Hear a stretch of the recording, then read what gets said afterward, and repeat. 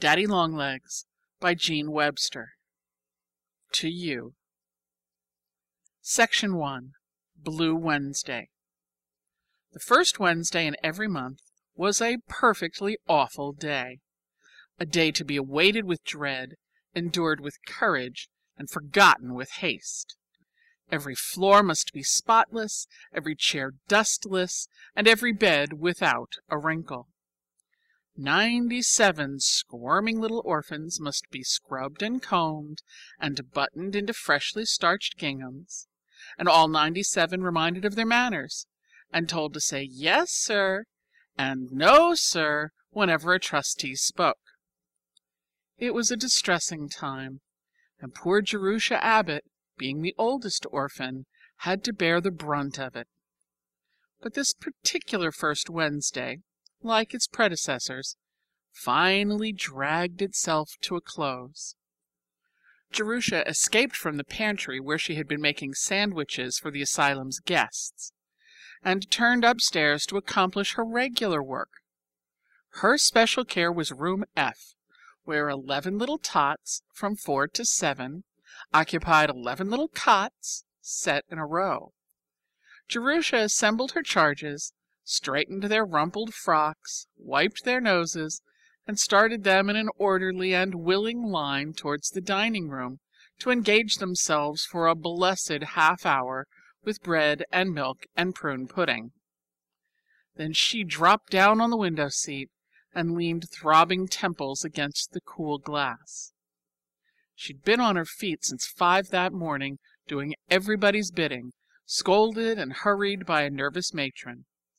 Mrs. Lippett, behind the scenes, did not always maintain that calm and pompous dignity with which she faced an audience of trustees and lady visitors. Jerusha gazed out across a broad stretch of frozen lawn, beyond the tall iron paling that marked the confines of the asylum, down undulating ridges sprinkled with country estates, to the spires of the village rising from the midst of bare trees. The day was ended, quite successfully so far as she knew. The trustees and the visiting committee had made their rounds, and read their reports, and drunk their tea, and were now hurrying home to their own cheerful firesides, to forget their bothersome little charges for another month. Jerusha leaned forward, watching with curiosity and a touch of wistfulness the stream of carriages and automobiles that rolled out of the asylum gates. In imagination she followed first one equipage, then another, to the big houses dotted along the hillside. She pictured herself in a fur coat and a velvet hat trimmed with feathers, leaning back in the seat and nonchalantly murmuring "Home" to the driver. But on the door-sill of her home the picture grew blurred. Jerusha had an imagination, Mrs. Lippett told her, that would get her into trouble if she didn't take care.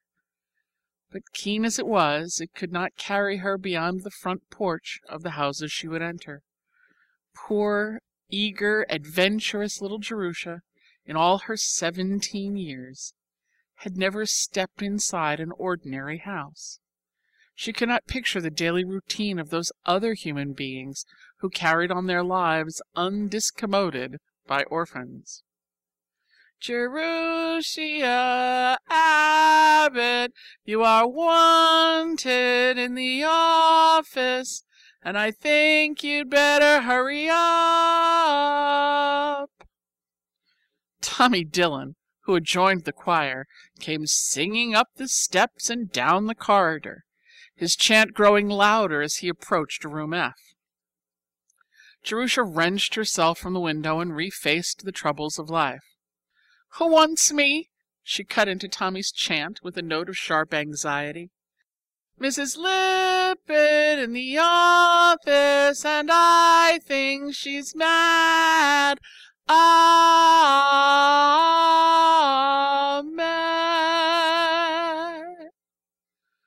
Tommy piously intoned, but his accent was not entirely malicious.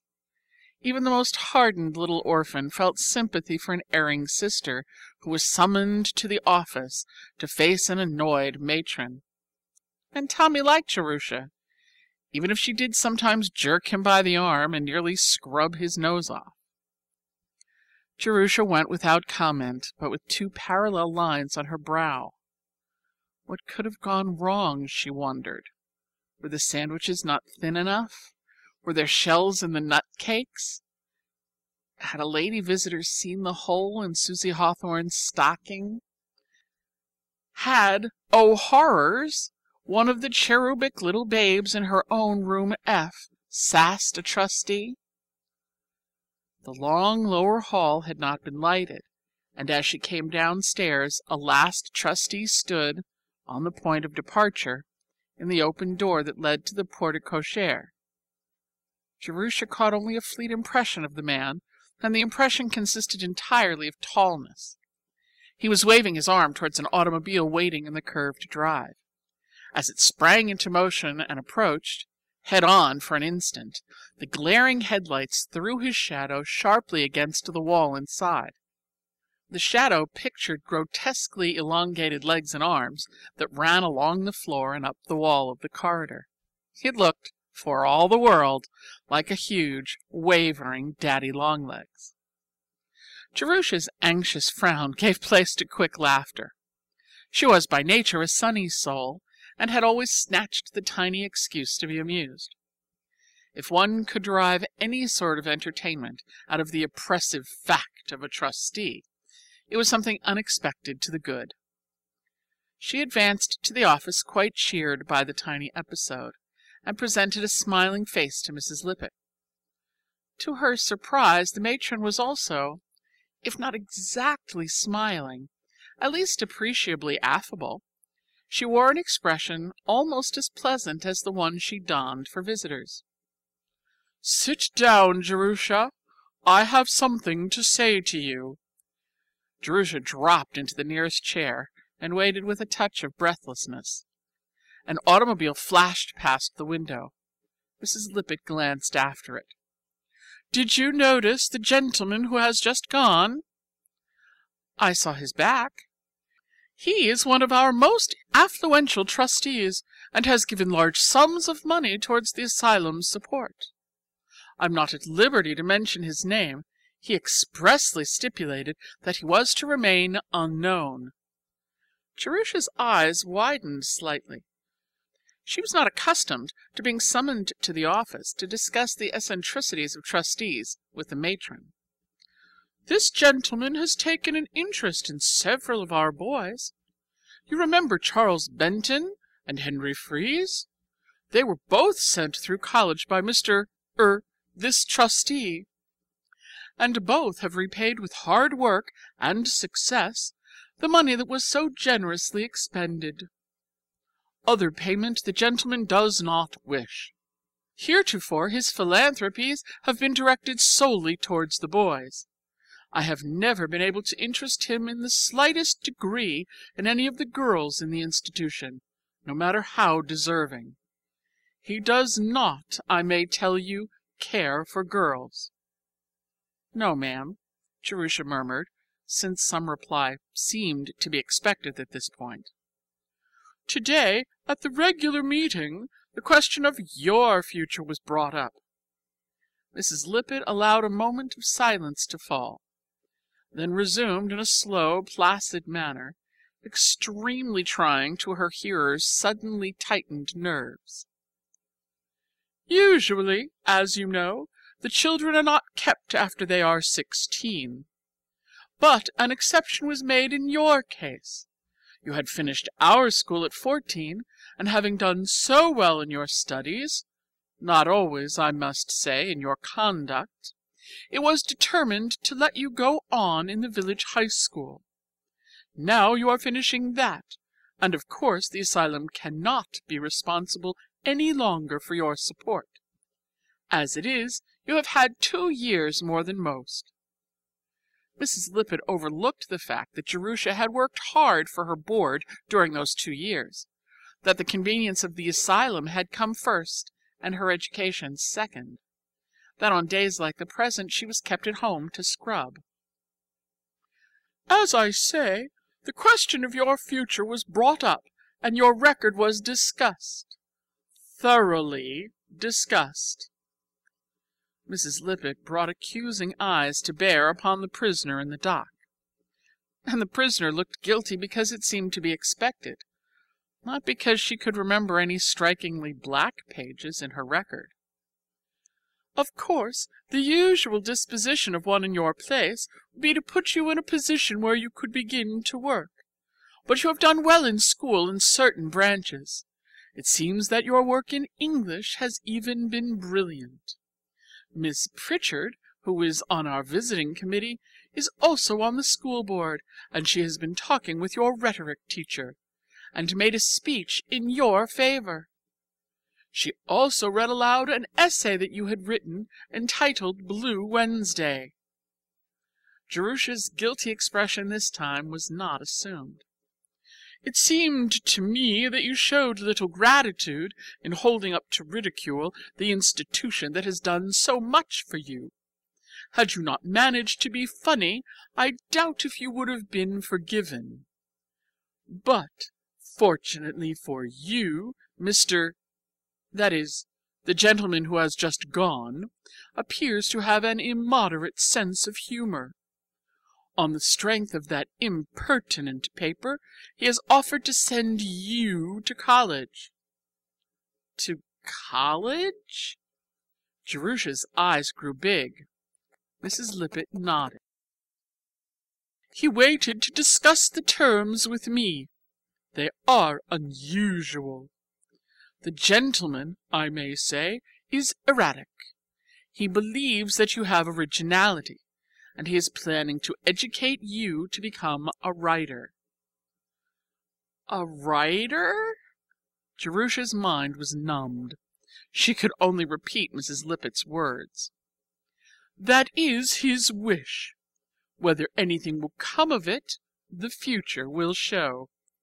He is giving you a very liberal allowance, almost, for a girl who has never had any experience in taking care of money, too liberal. But he planned the matter in detail, and I did not feel free to make any suggestions. You are to remain here through the summer, and Miss Pritchard has kindly offered to superintend your outfit. Your board and tuition will be paid directly to the college, and you will receive in addition, during the 4 years you are there, an allowance of $35 a month. This will enable you to enter on the same standing as the other students.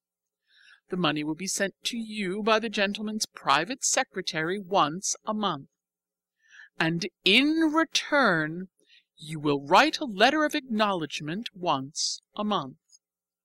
That is, you are not to thank him for the money, he doesn't care to have that mentioned, but you are to write a letter telling of the progress in your studies and the details of your daily life. Such a letter as you would write to your parents if they were living. These letters will be addressed to Mr. John Smith, and will be sent in care of the secretary.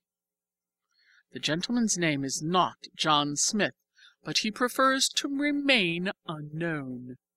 To you he will never be anything but John Smith. His reason in requiring the letters is that he thinks nothing so fosters facility in literary expression as letter writing.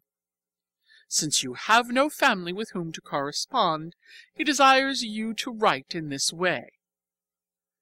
Also, he wishes to keep track of your progress. He will never answer your letters, nor in the slightest particular take any notice of them.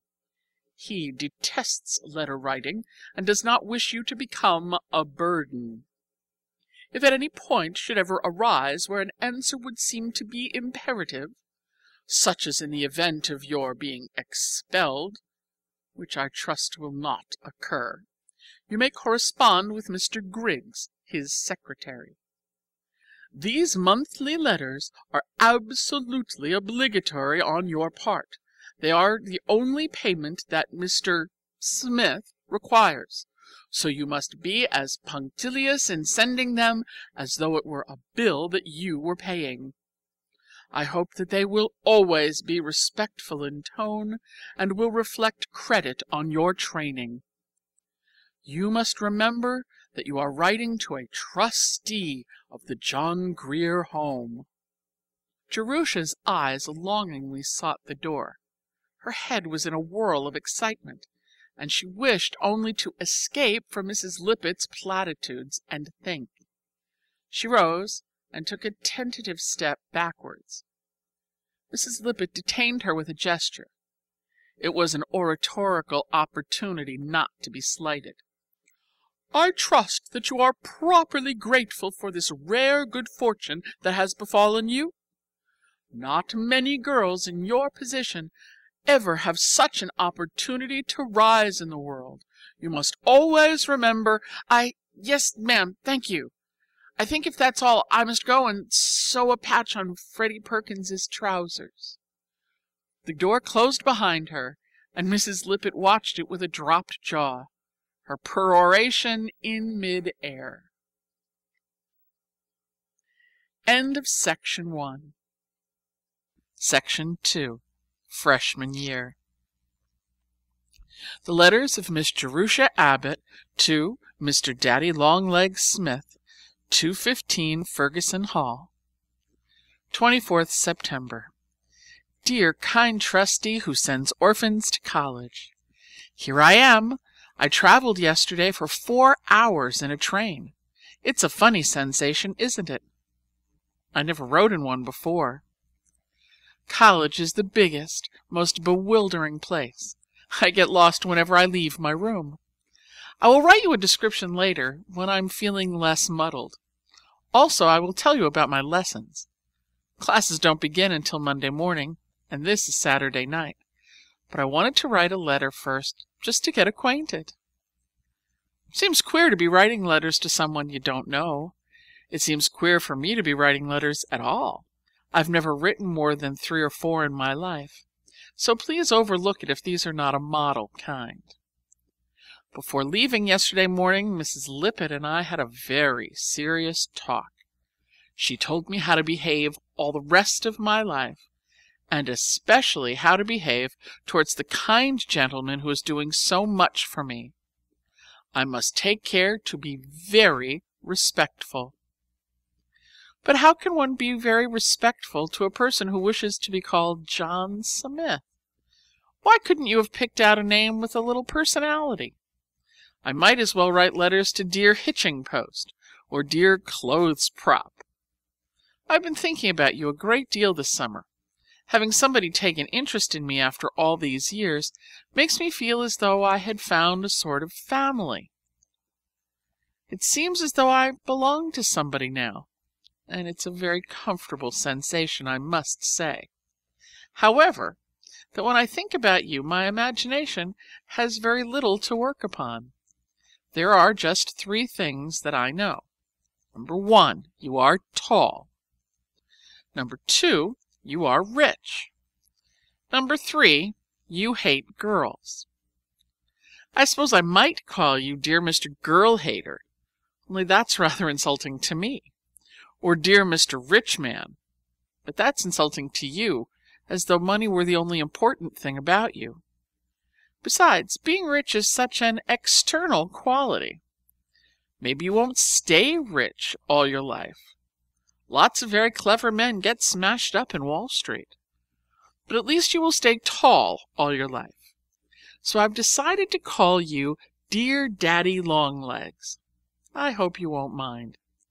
It's just a private pet name, and we won't tell Mrs. Lippett. The 10 o'clock bell is going to ring in 2 minutes. Our day is divided into sections by bells. We eat and sleep and study by bells. It's very enlivening. I feel like a fire horse all of the time. There it goes. Lights out. Good night. Observe with what precision I obey rules, due to my training in the John Grier Home. Yours most respectfully, Jerusha Abbott. To Mr. Daddy Longlegs Smith, 1st October. Dear Daddy Longlegs, I love college and I love you for sending me. I'm very, very happy, and so excited every moment of the time that I can scarcely sleep. You can't imagine how different it is from the John Grier home. I never dreamed there was such a place in the world. I'm feeling sorry for everybody who isn't a girl and who can't come here. I'm sure the college you attended when you were a boy couldn't have been so nice. My room is up in a tower that used to be the contagious ward before they built the new infirmary. There are 3 other girls on the same floor of the tower. A senior who wears spectacles and is always asking us to please be a little more quiet, and 2 freshmen named Sally McBride and Julia Rutledge Pendleton. Sally has red hair and a turn-up nose and is quite friendly. Julia comes from one of the first families in New York and hasn't noticed me yet. They room together, and the senior and I have singles. Usually freshmen can't get singles. They are very scarce. But I got one without even asking. I suppose the registrar didn't think it would be right to ask a properly brought-up girl to room with a foundling. You see, there are advantages. My room is on the northwest corner with 2 windows and a view. After you've lived in a ward for 18 years with 20 roommates, it is restful to be alone. This is the first chance I've ever had to get acquainted with Jerusha Abbott. I think I'm going to like her. Do you think you are? Tuesday.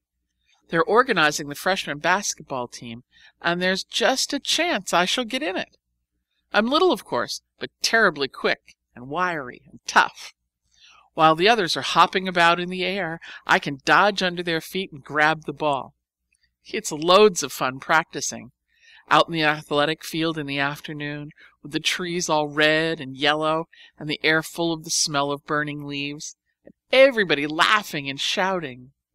These are the happiest girls I ever saw, and I am the happiest of all. Oh, I meant to write a long letter and tell you all the things I'm learning. Mrs. Lippett said you wanted to know. But 7th hour has just rung, and in 10 minutes I'm due at the athletic field in gymnasium clothes. Don't you hope I'll get in the team? Yours always, Jerusha Abbott. P.S. 9 o'clock. Sally McBride just poked her head in at my door. This is what she said. I'm so homesick that I simply can't stand it. Don't you feel that way? I smiled a little and said no. I thought I could pull it through. At least homesickness is one disease that I've escaped. I never heard of anybody being asylum sick. Did you? 10th October. Dear Daddy Longlegs, did you ever hear of Michelangelo? He was a famous artist who lived in Italy in the Middle Ages. Everybody in English literature seemed to know about him, and the whole class laughed because I thought he was an archangel. He sounds like an archangel, doesn't he? The trouble with college is that you are expected to know such a lot of things you've never learned.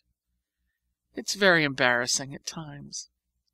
But now, when girls talk about things that I never heard of, I just keep still and look them up in the encyclopedia. I made an awful mistake the first day. Somebody mentioned Maurice Maeterlinck, and I asked if she was a freshman. That joke has gone all over college. But anyway, I'm just as bright in class as any of the others, and brighter than some of them. Do you care to know how I furnished my room? It's a symphony in brown and yellow. The wall was tinted buff, and I've bought yellow denim curtains and cushions and a mahogany desk, second-hand for $3, and a rattan chair and a brown rug with an ink spot in the middle. I stand the chair over the spot. The windows are up high. You can't look out from an ordinary seat. But I've unscrewed the looking-glass from the back of the bureau, upholstered the top, and moved it up against the window. It's just the right height for a window seat. You pull out the drawers like steps and walk up. Very comfortable. Sally McBride helped me choose the things at the senior auction. She's lived in a house all her life and knows about furnishing. You can't imagine what fun it is to shop and pay with a real $5 bill and get some change when you've never had more than a few cents in your life. I assure you, Daddy dear, I do appreciate that allowance. Sally is the most entertaining person in the world, and Julia Rutledge Pendleton the least so. It's queer what a mixture the registrar can make in the matter of roommates. Sally thinks everything is funny, even flunking. And Julia is bored at everything. She never makes the slightest effort to be amiable. She believes that if you are a Pendleton, that fact alone admits you to heaven without any further examination. Julia and I were born to be enemies. And now I suppose you've been waiting very impatiently to hear what I'm learning. Number 1, Latin, Second Punic War. Hannibal and his forces pitched camp at Lake Trasimenus last night. They prepared an ambuscade for the Romans, and a battle took place at the 4th watch this morning. Romans in retreat. Number 2, French. 24 pages of the Three Musketeers and third conjugation irregular verbs. Number 3, Geometry. Finished cylinders, now doing cones. Number 4, English. Studying exposition.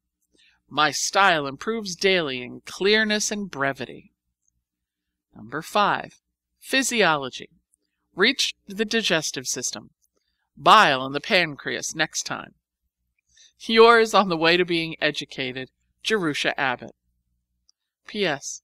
I hope you never touch alcohol, Daddy. It does dreadful things to your liver. Wednesday. Dear Daddy Longlegs, I've changed my name.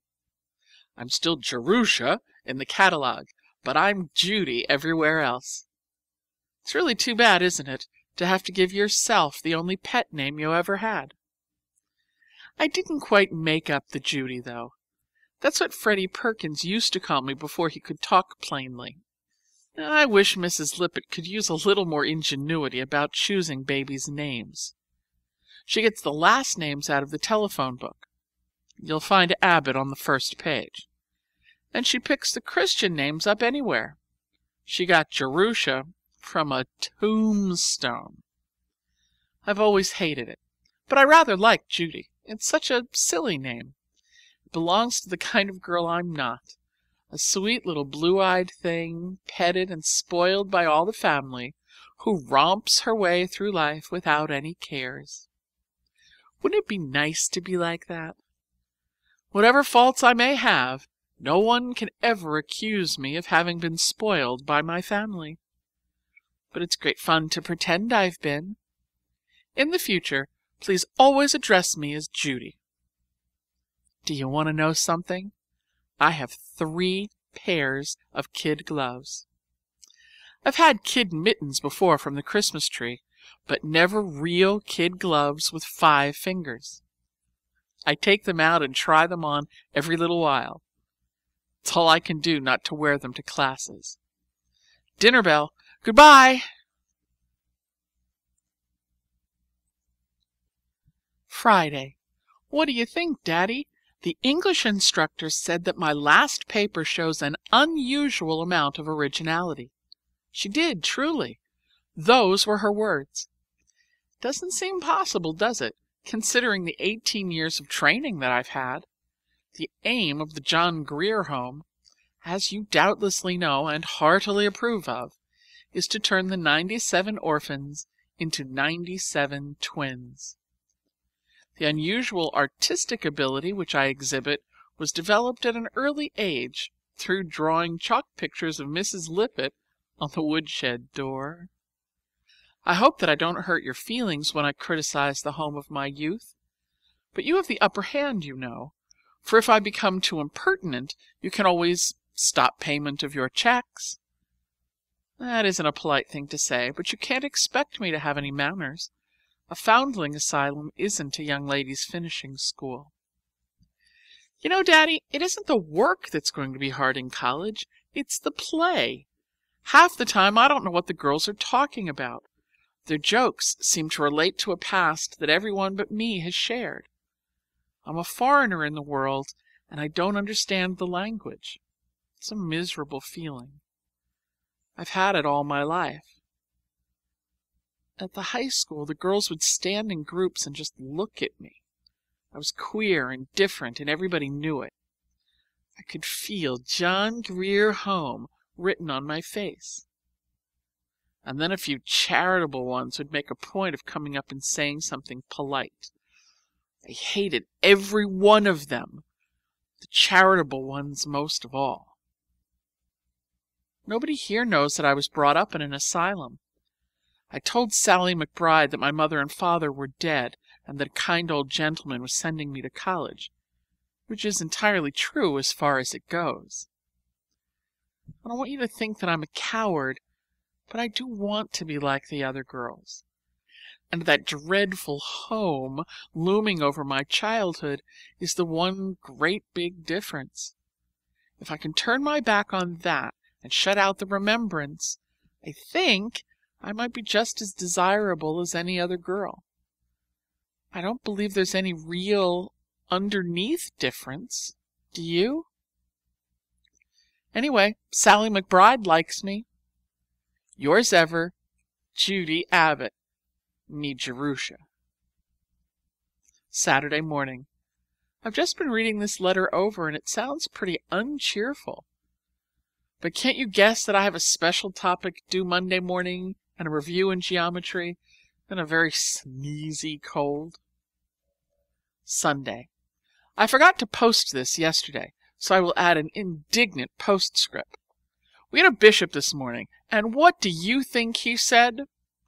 The most beneficent promise made us in the Bible is this: the poor ye have always with you. They were put here in order to keep us charitable. The poor, please observe, being a sort of useful domestic animal. If I hadn't grown into such a perfect lady, I should have gone up after service and told him what I thought. 25th October. Dear Daddy Longlegs, I'm in the basketball team, and you ought to see the bruise on my left shoulder. It's blue and mahogany with little streaks of orange. Julia Pendleton tried for the team, but she didn't get in. Hooray! Oh, you see what a mean disposition I have? College gets nicer and nicer. I like the girls and the teachers and the classes and the campus and the things to eat. We have ice cream twice a week, and I never have cornmeal mush. You only wanted to hear from me once a month, didn't you? And I've been peppering you with letters every few days. But I've been so excited about all these new adventures that I must talk to somebody, and you're the only one I know. Please excuse my exuberance. I'll settle pretty soon. If my letters bore you, you can always toss them into the wastebasket. I promise not to write another until the middle of November. Yours most loquaciously, Judy Abbott. 15th November. Dear Daddy Longlegs, listen to what I've learned today. The area of the convex surface of the frustum of a regular pyramid is half the product of the sum of the perimeters of its bases by the altitude of either of its trapezoids. Doesn't sound true, but it is. I can prove it. You've never heard about my clothes, have you, Daddy? 6 dresses, all new and beautiful and bought for me, not handed down from somebody bigger. Perhaps you don't realize what a climax that marks in the career of an orphan. You gave them to me, and I am very, very much obliged. It's a fine thing to be educated, but nothing compared to the dizzying experience of owning 6 new dresses. Miss Pritchard, who was on the visiting committee, picked them out. Not Mrs. Lippett, thank goodness. I have an evening dress, pink mull over silk. I'm perfectly beautiful in that. And a blue church dress, and a dinner dress of red veiling with oriental trimming. Makes me look like a gypsy. And another of rose-colored chalice, and a gray street dress, and an everyday dress for classes.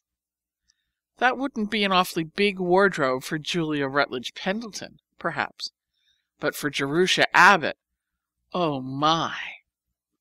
I suppose you're thinking now what a frivolous, shallow little beast she is, and what a waste of money to educate a girl. But, Daddy, if you'd been dressed in checked ginghams all your life, you'd appreciate how I feel. And when I started high school, I entered upon another period even worse than the checked ginghams. The poor box. You can't know how I dreaded appearing in school in those miserable poor box dresses. I was perfectly sure to be put down in class next to the girl who first owned my dress, and she would whisper and giggle and point it out to the others. The bitterness of wearing your enemy's cast-off clothes eats into your soul. If I wore silk stockings for the rest of my life, I don't believe I could obliterate the scar.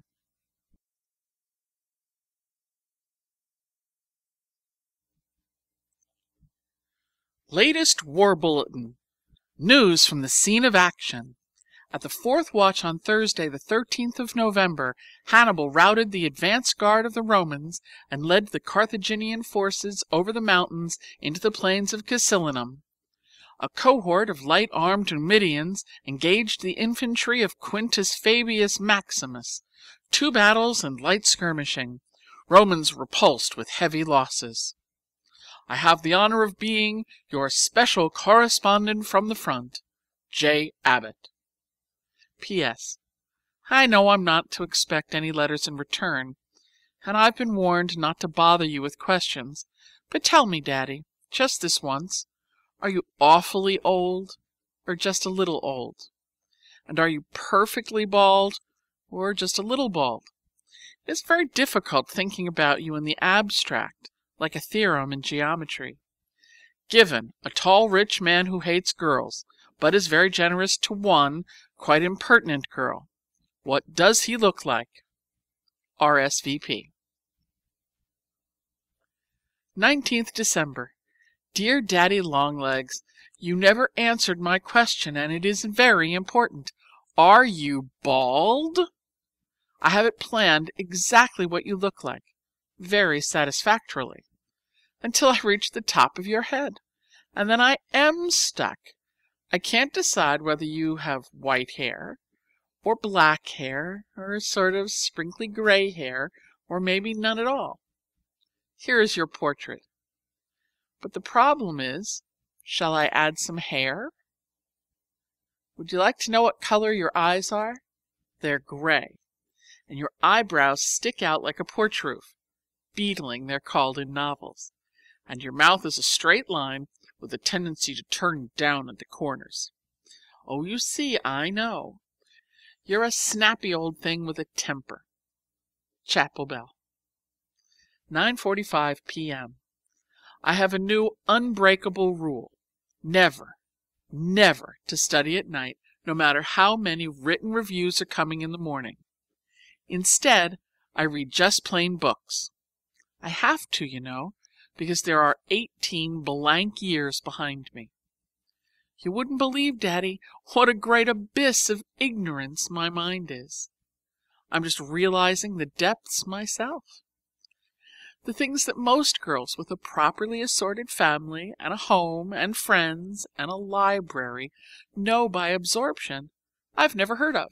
For example, I never read Mother Goose, or David Copperfield, or Ivanhoe, or Cinderella, or Bluebeard, or Robinson Crusoe, or Jane Eyre, or Alice in Wonderland, or a word of Rudyard Kipling. I didn't know that Henry VIII was married more than once, or that Shelley was a poet. I didn't know that people used to be monkeys, and that the Garden of Eden was a beautiful myth. I didn't know that RLS stood for Robert Louis Stevenson, or that George Eliot was a lady. I had never seen a picture of the Mona Lisa, and, it's true, but you won't believe it, I had never heard of Sherlock Holmes.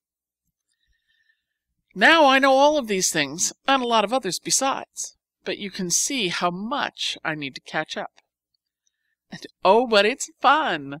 I look forward all day to evening, and then I put an engaged on the door and get into my nice red bathrobe and furry slippers and pile all the cushions behind me on the couch, and light the brass student lamp at my elbow and read and read and read. One book isn't enough. I have 4 going at once.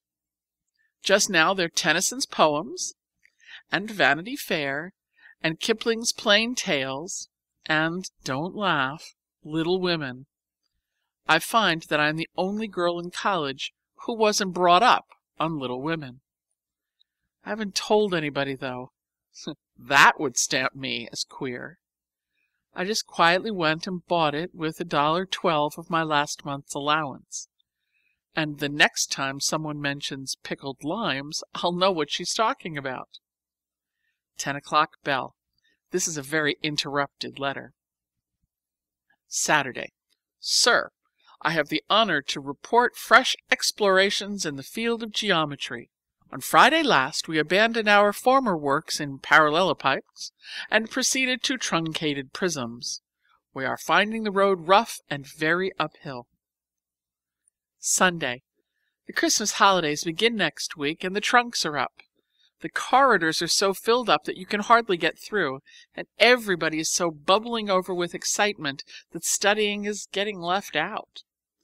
I'm going to have a beautiful time in vacation. There's another freshman who lives in Texas staying behind, and we're planning to take long walks, and if there's any ice, learn to skate.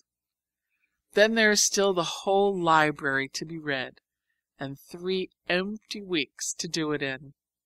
Goodbye, Daddy. I hope you are feeling as happy as I am. Yours ever, Judy. P.S. Don't forget to answer my question. If you don't want the trouble of writing, have your secretary telegraph. He can just say, Mr. Smith is quite bald, or Mr. Smith is not bald, or Mr. Smith has white hair, and you can deduct the 25 cents out of my allowance. Goodbye till January, and Merry Christmas! Towards the end of the Christmas vacation, exact date unknown. Dear Daddy Longlegs, is it snowing where you are? All the world that I see from my tower is draped in white, and the flakes are coming down as big as popcorns.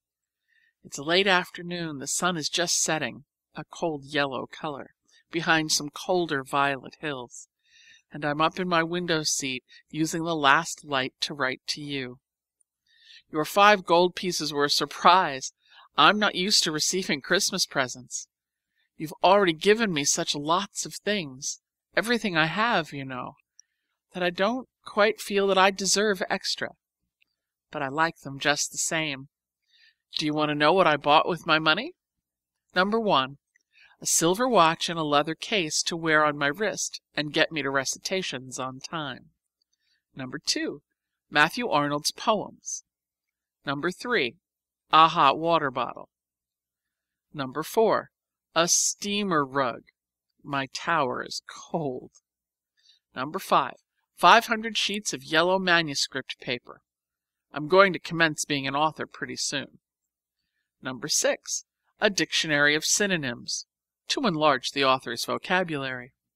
Number 7, I don't much like to confess this last item, but I will, a pair of silk stockings. And now, Daddy, don't say I don't tell all. It was a very low motive, if you must know, that prompted the silk stockings. Julia Pendleton comes into my room to do geometry, and she sits cross-legged on the couch and wears silk stockings every night. But just wait. As soon as she gets back from vacation, I shall go in and sit on her couch in my silk stockings. You see, Daddy, the miserable creature that I am, but at least I'm honest, and you knew already from my asylum record that I wasn't perfect, didn't you? To capitulate. That's the way the English instructor begins every other sentence.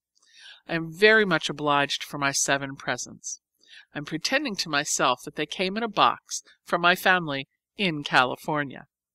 The watch is from Father, the rug from Mother, the hot water bottle from Grandmother, who is always worrying for fear I shall catch cold in this climate, and the yellow paper from my little brother Harry. My sister Isabel gave me the silk stockings, and Aunt Susan the Matthew Arnold poems. Uncle Harry, little Harry's named after him, gave me the dictionary. He wanted to send chocolates, but I insisted on synonyms. You don't object, do you, to playing the part of a composite family? And now shall I tell you about my vacation, or are you only interested in my education as such? I hope you appreciate the delicate shade of meaning in as such. It is the latest addition to my vocabulary. The girl from Texas is named Leonora Fenton. Almost as funny as Jerusha, isn't it? I like her, but not so much as Sally McBride. I shall never like anyone so much as Sally, except you.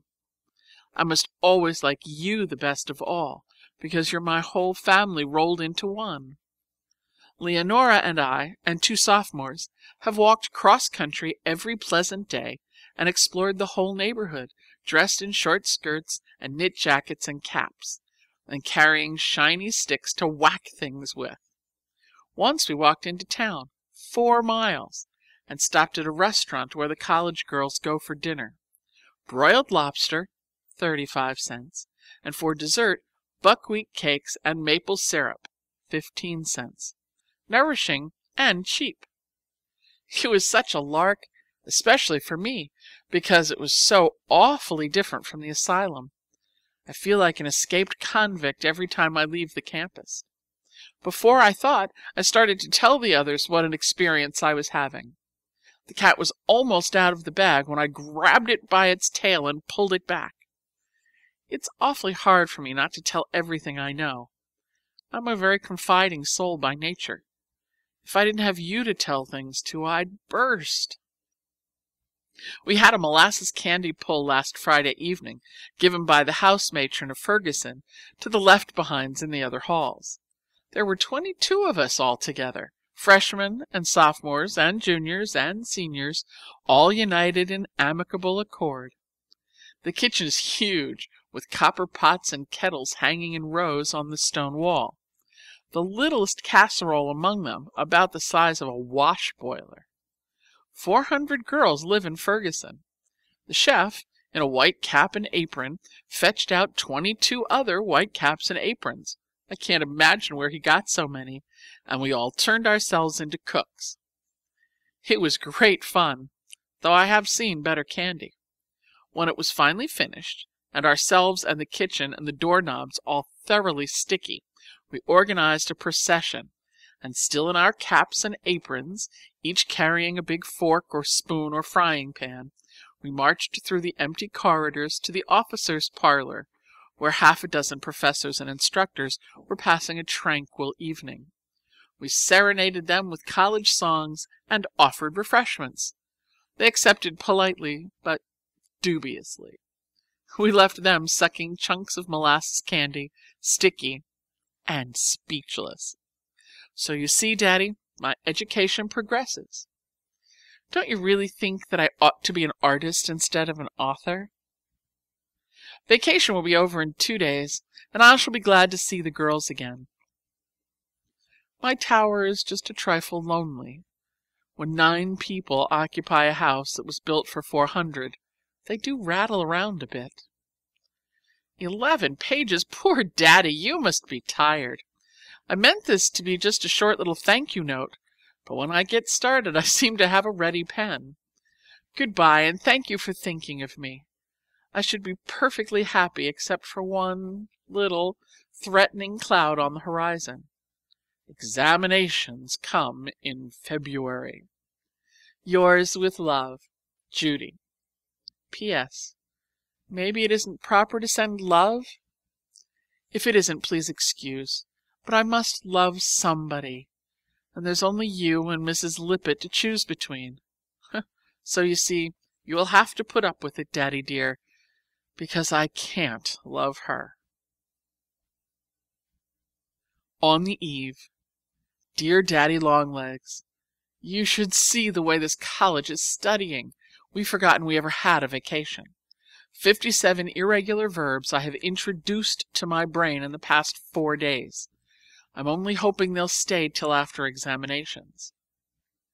Some of the girls sell their textbooks when they're through with them, but I intend to keep mine. Then, after I've graduated, I shall have my whole education in a row in the bookcase, and when I need to use any detail, can turn to it without the slightest hesitation. So much easier and more accurate than trying to keep it in your head. Julia Pendleton dropped in this evening to pay a social call and stayed a solid hour. She got started on the subject of family, and I couldn't switch her off. She wanted to know what my mother's maiden name was. Did you ever hear such an impertinent question to ask of a person from a foundling asylum? I didn't have the courage to say I didn't know, so I just miserably plumped on the first name I could think of, and that was Montgomery. Then she wanted to know whether I belonged to the Massachusetts Montgomerys or the Virginia Montgomerys. Her mother was a Rutherford. The family came over in the Ark and were connected by marriage with Henry VIII. On her father's side, they date back farther than Adam. On the topmost branches of her family tree, there's a superior breed of monkeys with very fine, silky hair and extra long tails. I meant to write you a nice, cheerful, entertaining letter tonight, but I'm too sleepy and scared. The freshman's lot is not a happy one. Yours, about to be examined, Judy Abbott. Sunday. Dearest Daddy Longlegs, I have some awful, awful news to tell you, but I won't begin with it. I'll try to get you in a good humor first. Jerusha Abbott has commenced to be an author. A poem entitled From My Tower appears in the February Monthly, on the first page, which is a very great honor for a freshman. My English instructor stopped me on the way out from chapel last night and said it was a charming piece of work, except for the 6th line, which had too many feet. I will send you a copy in case you care to read it. Let me see if I can't think of something else pleasant. Oh yes, I'm learning to skate and can glide about quite respectably all by myself. Also, I've learned how to slide down a rope from the roof of the gymnasium, and I can vault a bar 3 feet and 6 inches high. I hope shortly to pull up to 4 feet. We had a very inspiring sermon this morning, preached by the Bishop of Alabama. His text was, "Judge not that ye be not judged." It was about the necessity of overlooking mistakes in others and not discouraging people by harsh judgments. I wish you might have heard it. This is the sunniest, most blinding winter afternoon, with icicles dripping from the fir trees and all the world bending under a weight of snow. Except me. I'm bending under a weight of sorrow. Now for the news. Courage, Judy. You must tell. Are you surely in a good humor? I failed in mathematics and Latin prose. I'm tutoring in them and will take another examination next month. I'm sorry if you're disappointed, but otherwise I don't care a bit because I've learned such a lot of things not mentioned in the catalogue. I've read 17 novels and bushels of poetry, really necessary novels like Vanity Fair and Richard Feverel and Alice in Wonderland. Also Emerson's Essays and Lockhart's Life of Scott, and the first volume of Gibbon's Roman Empire, and half of Benvenuto Cellini's Life. Wasn't he entertaining? He used to saunter out and casually kill a man before breakfast. So you see, Daddy, I'm much more intelligent than if I'd just stuck to Latin. Will you forgive me this once if I promise never to fail again? Yours in sackcloth, Judy. Dear Daddy Longlegs, This is an extra letter in the middle of the month because I'm rather lonely tonight. It's awfully stormy. All the lights are out in campus, but I drank black coffee and I can't go to sleep. I had a supper party this evening consisting of Sally, Julia, and Leonora Fenton, and sardines and toasted muffins and salad and fudge and coffee. Julia said she'd had a good time, but Sally stayed to help wash the dishes. I might, very usefully, put some time on Latin tonight, but there's no doubt about it. I am a very languid Latin scholar. We've finished Livy and De Senectute, and are now engaged with Diamicitia, pronounced Dam-ichitia. Should you mind, just for a little while, pretending you're my grandmother? Sally has one, and Julia and Leonora each 2, and they were all comparing them tonight. I can't think of anything I'd rather have. It's such a respectable relationship. So if you really don't object, when I went into town yesterday I saw the sweetest cap of Cluny lace trimmed with lavender ribbon. I'm going to make you a present of it on your 83rd birthday. Bung! That's the clock in the chapel tower striking 12. I believe I am sleepy after all. Good night, Granny. I love you dearly. Judy. End of Section 2. Section 3. Freshman Year Continued. The Ides of March. Dear D.L.L., I am studying Latin prose composition. I have been studying it. I shall be studying it. I shall be about to have been studying it. My re-examination comes the 7th hour next Tuesday, and I am going to pass or bust. So you may expect to hear from me next, whole and happy and free from conditions, or in fragments. I will write a respectable letter when it's over. Tonight I have a pressing engagement with the ablative absolute. Yours, in evident haste, J.A. 26th March. Mr. D.L.L. Smith, Sir, you never answer any questions, you never show the slightest interest in anything I do. You are probably the horridest one of all those horrid trustees, and the reason you are educating me is, not because you care a bit about me, but from a sense of duty. I don't know a single thing about you. I don't even know your name. It is very uninspiring writing to a thing. I haven't a doubt but that you throw my letters into the wastebasket without reading them. Hereafter I shall only write about work. My re-examinations in Latin and geometry came last week. I passed them both, and am now free from conditions. Yours truly, Jerusha Abbott. 2nd April. Dear Daddy Longlegs, I am a beast. Please forget about that dreadful letter I sent you last week.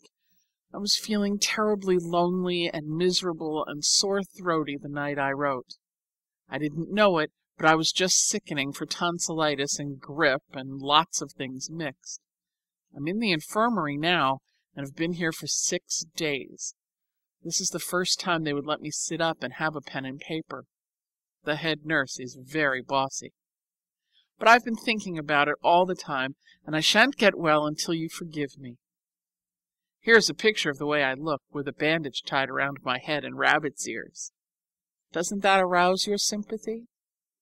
I'm having sublingual gland swelling, and I've been studying physiology all the year without ever hearing of sublingual glands. How futile a thing is education! I can't write any more. I get rather shaky when I sit up too long. Please forgive me for being impertinent and ungrateful. I was badly brought up. Yours with love, Judy Abbott. The Infirmary, 4th April. Dearest Daddy Longlegs, yesterday evening, just towards dark, when I was sitting up in bed looking out at the rain and feeling awfully bored with life in a great institution, the nurse appeared with a long white box addressed to me and filled with the loveliest pink rosebuds. And much nicer still, it contained a card with a very polite message written in a funny little uphill backhand, but one which shows a great deal of character. Thank you, Daddy, 1,000 times. Your flowers make the first real, true present I ever received in my life. If you want to know what a baby I am, I lay down and cried because I was so happy. Now that I'm sure you read my letters, I'll make them much more interesting, so they'll be worth keeping in a safe with red tape around them. Only please take out that dreadful one and burn it up. I'd hate to think that you read it over. Thank you for making a very sick, cross, miserable freshman cheerful. Probably you have lots of loving family and friends, and you don't know what it feels like to be alone. But I do. Goodbye. I'll promise never to be horrid again, because now I know you're a real person. Also, I'll promise never to bother you with any more questions. Do you still hate girls? Yours forever, Judy. 8th hour, Monday. Dear Daddy Longlegs, I hope you aren't the trustee who sat on the toad. It went off, I was told, with quite a pop, so probably he was a fatter trustee. Do you remember the little dugout places with gratings over them by the laundry windows in the John Grier home? Every spring when the hop toad season opened, we used to form a collection of toads and keep them in those window holes. And occasionally they would spill over into the laundry, causing a very pleasurable commotion on wash days. We were severely punished for our activities in this direction, but in spite of all discouragement, the toads would collect. And one day, well, I won't bore you with particulars, but somehow one of the fattest, biggest, juiciest toads got into one of those big leather armchairs in the trustees' room. And that afternoon at the trustees' meeting, well, but I dare say you were there and recall the rest. Looking back dispassionately after a period of time, I will say that punishment was merited, and, if I remember rightly, adequate. I don't know why I'm in such a reminiscent mood, except that spring and the reappearance of toads always awakens the old acquisitive instinct. The only thing that keeps me from starting a collection is the fact that no rule exists against it. After chapel, Thursday. What do you think is my favorite book? Just now, I mean. I change every 3 days. Wuthering Heights. Emily Bronte was quite young when she wrote it, and had never been outside of Hawthorne churchyard. She had never known any men in her life. How could she imagine a man like Heathcliff? I couldn't do it, and I'm quite young and never outside the John Grier Asylum. I've had every chance in the world. Sometimes a dreadful fear comes over me that I'm not a genius. Will you be awfully disappointed, Daddy, if I don't turn out to be a great author? In the spring, when everything is so beautiful and green and budding, I feel like turning my back on lessons and running away to play with the weather. There are such lots of adventures out in the fields. It's much more entertaining to live books than to write them. Ow! That was a shriek which brought Sally and Julia and, for a disgusted moment, the senior from across the hall. It was caused by a centipede like this, only worse. Just as I had finished the last sentence and was thinking what to say next, plump! It fell off the ceiling and landed at my side. I tipped 2 cups off the tea table in trying to get away. Sally whacked it with the back of my hairbrush, which I shall never be able to use again, and killed the front end, but the rear 50 ran under the bureau and escaped. Ugh. This dormitory, owing to its age and ivy-covered walls, is full of centipedes. They are dreadful creatures. I'd rather find a tiger under the bed. Friday, 9:30 p.m. Such a lot of troubles. I didn't hear the rising bell this morning, then I broke my shoestring while I was hurrying to dress, and dropped my collar button down my neck. I was late for breakfast and also for first-hour recitation. I forgot to take any blotting paper, and my fountain pen leaked. In trigonometry, the professor and I had a disagreement, touching a little matter of logarithms. On looking it up, I find that she was right. We had mutton stew and pie plant for lunch. Hate 'em both. They taste like the asylum. The post brought me nothing but bills, though I must say that I never do get anything else. My family are not the kind that write. In English class this afternoon, we had an unexpected written lesson. It was this: I asked no other thing, no other was denied. I offered, being for it, the mighty merchant smiled. Brazil, he twirled a button without a glance my way. But, madam, is there nothing else that we can show today? That's a poem.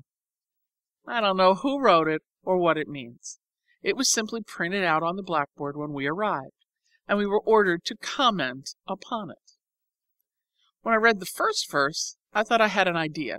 The mighty merchant was a divinity who distributes blessings in return for virtuous deeds.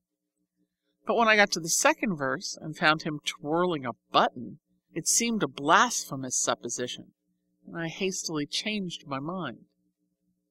The rest of the class was in the same predicament, and there we sat for 3/4 of an hour with blank paper and equally blank minds. Getting an education is an awfully wearing process. But this didn't end the day. There's worse to come. It rained, so we couldn't play golf and had to go to the gymnasium instead. The girl next to me banged my elbow with an Indian club. I get home to find that the box with my new spring dress had come, and the skirt was so tight that I couldn't sit down. Friday is sweeping day, and the maid had mixed all the papers on my desk. We had tombstone for dessert, milk and gelatin flavored with vanilla.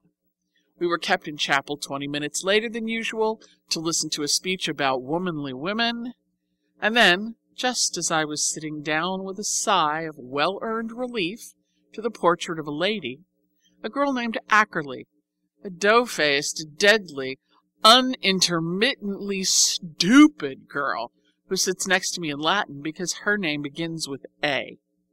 I wish Mrs. Lippett had named me Zabriskie. Came to ask if Monday's lesson commenced at paragraph 69 or 70, and stayed 1 hour. She has just gone. Did you ever hear of such a discouraging series of events? It isn't the big troubles in life that require character. Anybody can rise to a crisis and face a crushing tragedy with courage. But to meet the petty hazards of the day with a laugh, I really think that requires spirit. It's the kind of character I am going to develop. I'm going to pretend that all life is just a game which I must play as skillfully and fairly as I can. If I lose, I'm going to shrug my shoulders and laugh. Also if I win. Anyway, I'm going to be a sport. You will never hear me complain again, Daddy dear, because Julia wears silk stockings and centipedes drop off the wall. Yours ever, Judy. Answer soon. 27th May. Daddy Longlegs, Esquire. Dear Sir, I am in receipt of a letter from Mrs. Lippett. She hopes that I am doing well in deportment and studies.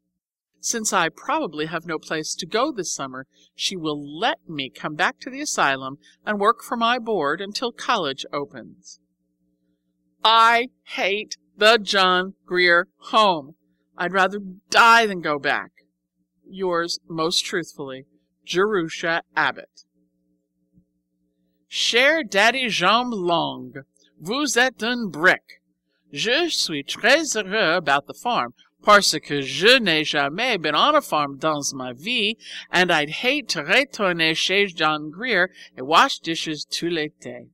There would be danger of quelque chose affreux happening, parce que j'ai perdu ma humilité d'autrefois, et j'ai peur that I would just break out quelque jour et smash every cup and saucer dans la maison. Pardon, brevité et papier, Je ne peux pas sender mes nouvelles parce que je suis dans French class et j'ai peur que Monsieur le Professeur is going to call on me tout de suite. He did. Au revoir. Je vous aime beaucoup, Judy. 30th May. Dear Daddy Longlegs, did you ever see this campus? That is merely a rhetorical question. Don't let it annoy you.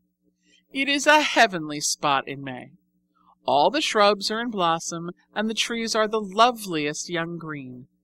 Even the old pines look fresh and new. The grass is dotted with yellow dandelions, and hundreds of girls in blue and white and pink dresses. Everybody is joyous and carefree, for vacation's coming, and with that to look forward to, examinations don't count. Isn't that a happy frame of mind to be in? And oh, Daddy, I'm the happiest of all, because I'm not in the asylum anymore, and I'm not anybody's nursemaid or typewriter or bookkeeper. I should have been, you know, except for you. I'm sorry now for all my past badnesses. I'm sorry I was ever impertinent to Mrs. Lippett. I'm sorry I ever slapped Freddie Perkins. I'm sorry I ever filled the sugar bowl with salt. I'm sorry I ever made faces behind the trustees' backs. I'm going to be good and sweet and kind to everybody because I'm so happy. And this summer I'm going to write and write and write and begin to be a great author. Isn't that an exalted stand to take? Oh, I'm developing a beautiful character. It droops a bit under cold and frost, but it does grow fast when the sun shines. That's the way with everybody. I don't agree with the theory that adversity and sorrow and disappointment develop moral strength. The happy people are the ones who are bubbling over with kindness. I have no faith in misanthropes. Fine word, just learned it. You're not a misanthrope, are you, Daddy? I started to tell you about the campus. I wish you'd come for a little visit and let me walk you about and say, that is the library. This is the gas plant, Daddy dear. The Gothic building on your left is the gymnasium, and the Tudor Romanesque beside it is the new infirmary. Oh, I'm fine at showing people about. I've done it all my life at the asylum, and I've been doing it all day here. I have, honestly. And a man, too. That's a great experience. I never talked to a man before, except occasional trustees, and they don't count. Pardon, Daddy, I don't mean to hurt your feelings when I abuse trustees. I don't consider that you really belong among them. You just tumbled onto the board by chance. A trustee, as such, is fat and pompous and benevolent. He pats one on the head and wears a gold watch chain.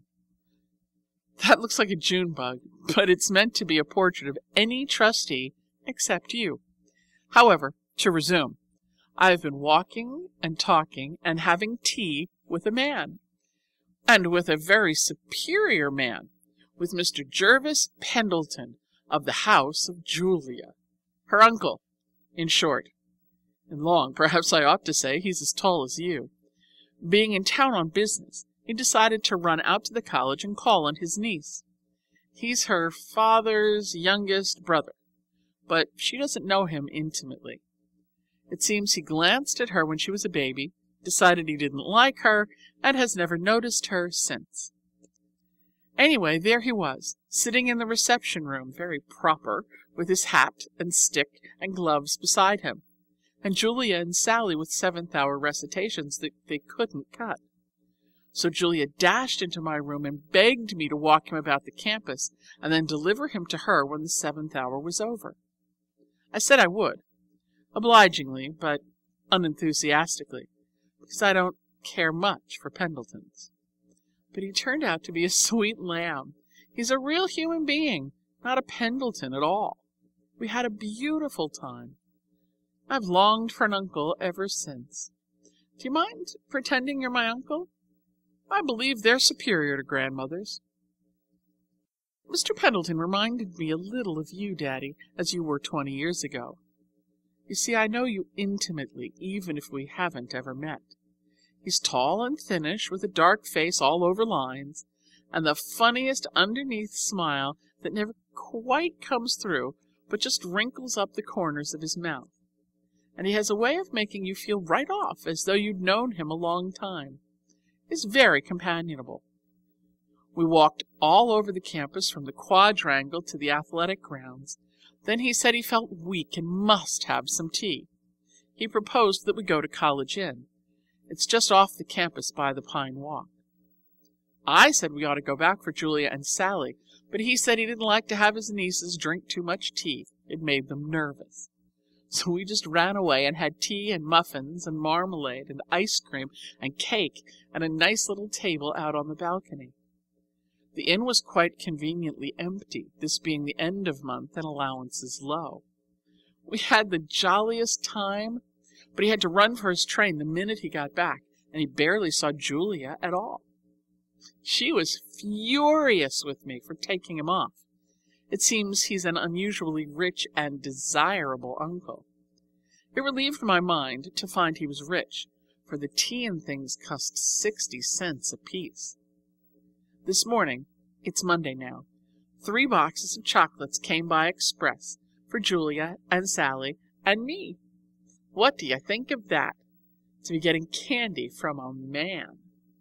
I begin to feel like a girl instead of a foundling. I wish you'd come and have tea some day and let me see if I like you. But wouldn't it be dreadful if I didn't? However, I know I should. Bien, I make you my compliments. Jamais je ne t'oublierai, Judy. P.S. I looked in the glass this morning and found a perfectly new dimple that I'd never seen before. It's very curious. Where do you suppose it came from? 9th June. Dear Daddy Longlegs, happy day! I've just finished my last examination, physiology, and now 3 months on a farm. I don't know what kind of a thing a farm is. I've never been on one in my life.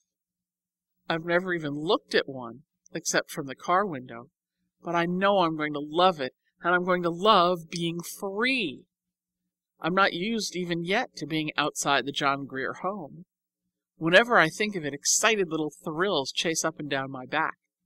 I feel as though I must run faster and faster and keep looking over my shoulder to make sure that Mrs. Lippett isn't after me with her arms stretched out to grab me back.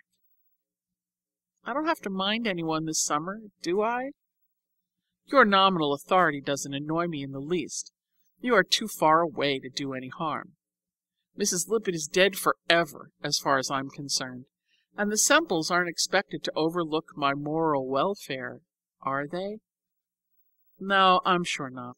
I am entirely grown up. Hooray! I leave you now to pack a trunk, and 3 boxes of tea kettles and dishes and sofa cushions and books. Yours ever, Judy. P.S. Here's my physiology exam. Do you think you could have passed?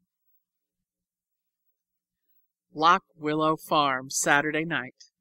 Dearest Daddy Longlegs, I've only just come and I'm not unpacked, but I can't wait to tell you how much I like farms. This is a heavenly, heavenly, heavenly spot. The house is square like this, and old, 100 years or so.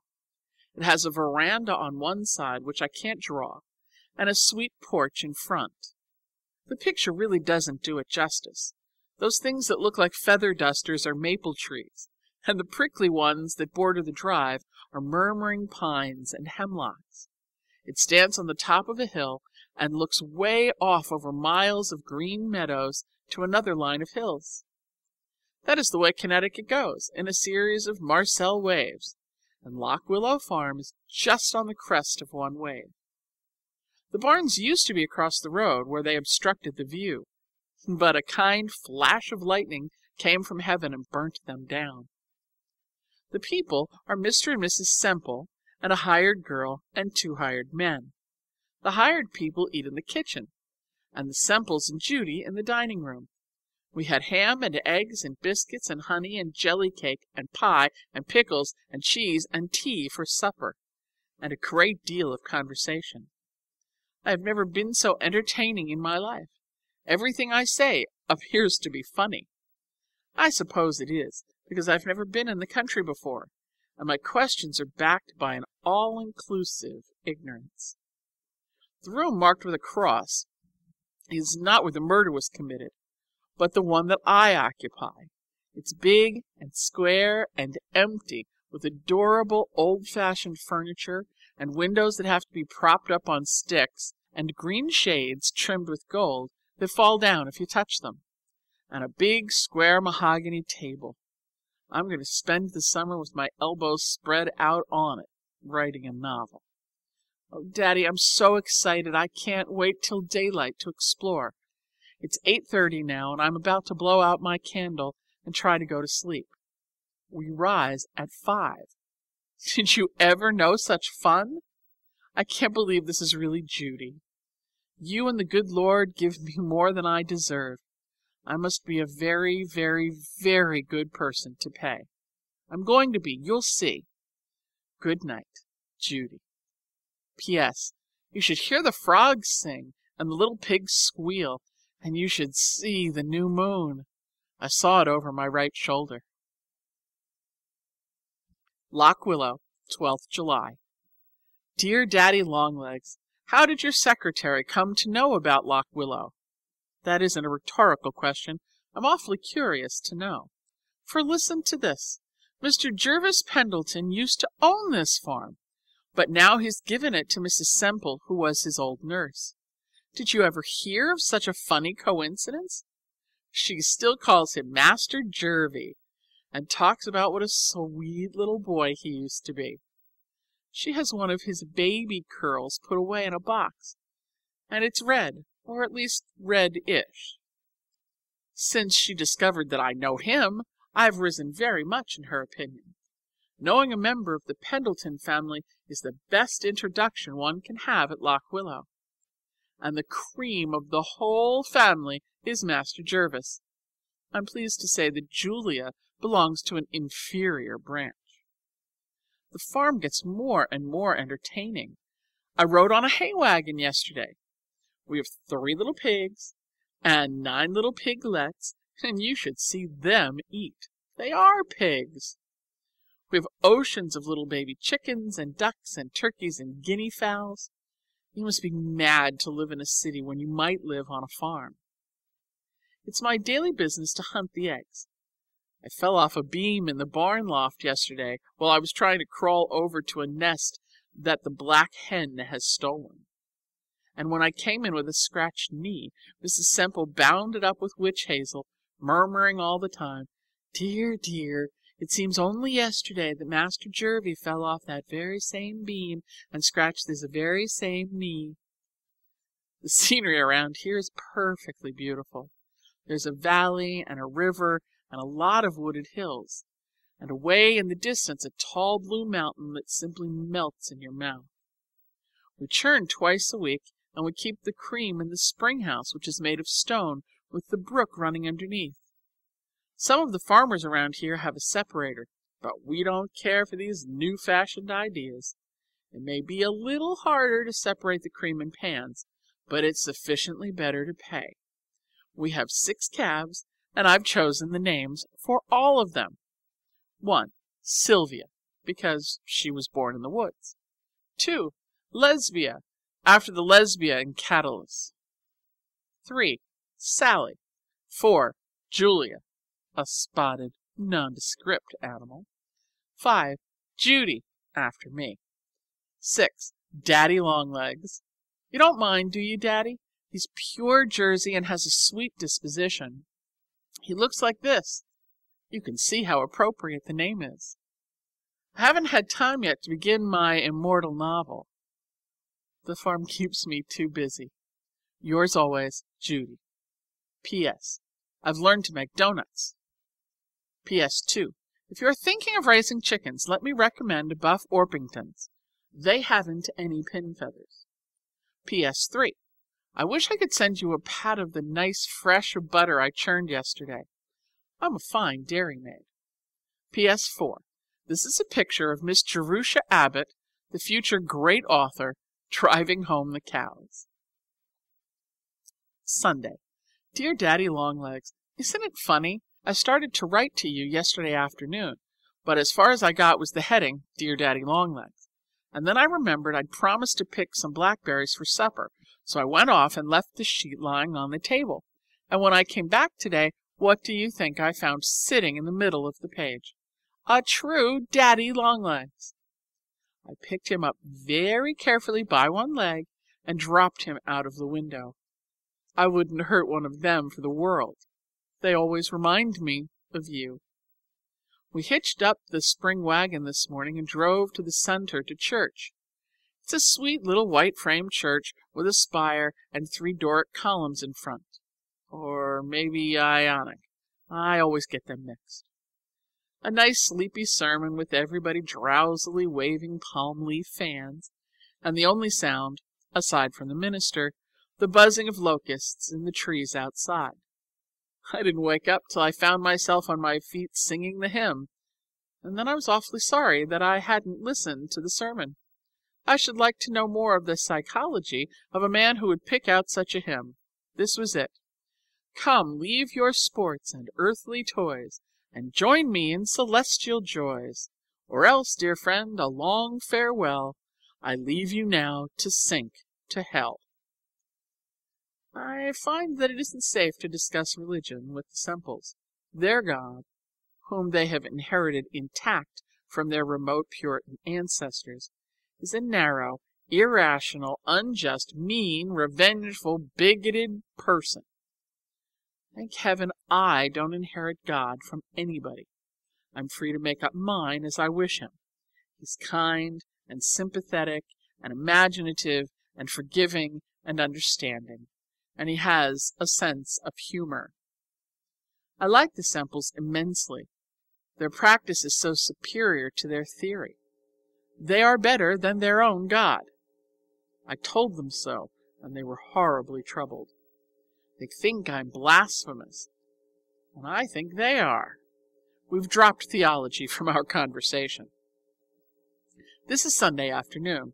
Amasai, hired man, in a purple tie and some bright yellow buckskin gloves, very red and shaved, has just driven off with Carrie, hired girl, in a big hat trimmed with red roses and a blue muslin dress, and her hair curled as tight as it will curl. Amasai spent all the morning washing the buggy, and Carrie stayed home from church, ostensibly to cook the dinner, but really to iron the muslin dress. In 2 minutes more, when this letter is finished, I'm going to settle down to a book which I found in the attic. It's entitled On the Trail, and sprawled across the front page in a funny little boy hand, Jervis Pendleton, if this book should ever roam, box its ears and send it home. He spent the summer here one time after he had been ill, when he was about 11 years old, and he left On the Trail behind. Looks well read. The marks of his grimy little hands are frequent. Also in a corner of the attic there's a water wheel and a windmill and some bows and arrows.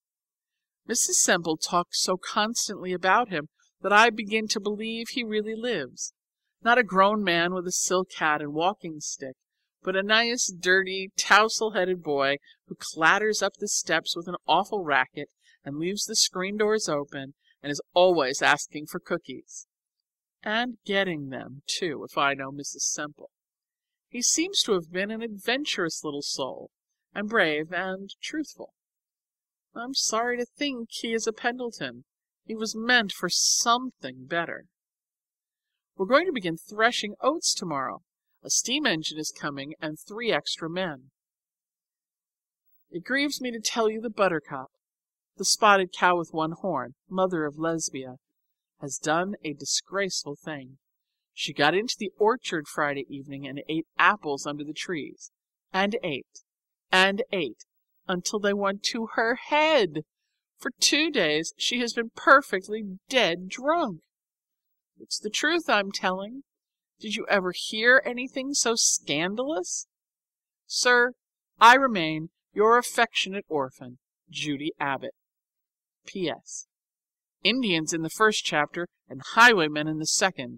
I hold my breath. What can the 3rd contain?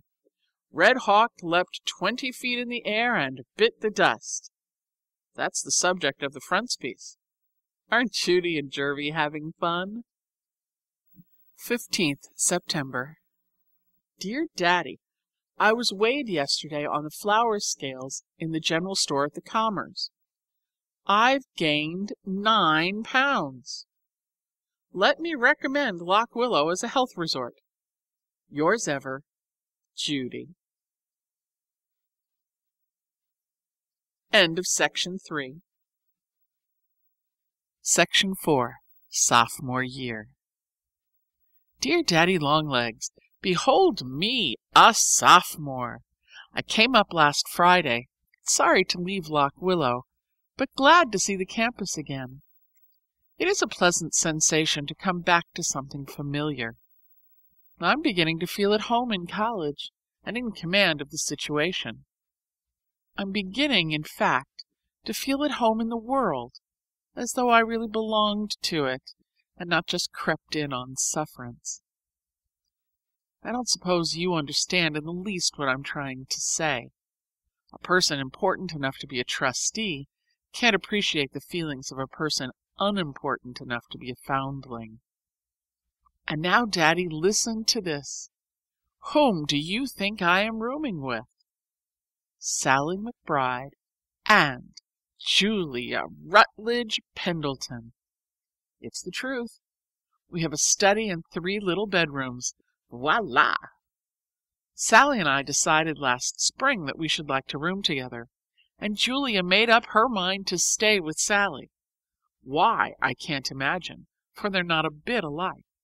But the Pendletons are naturally conservative and inimical. Fine word, huh? To change. Anyway, here we are. Think of Jerusha Abbott, late of the John Grier Home for Orphans, rooming with a Pendleton. This is a democratic country.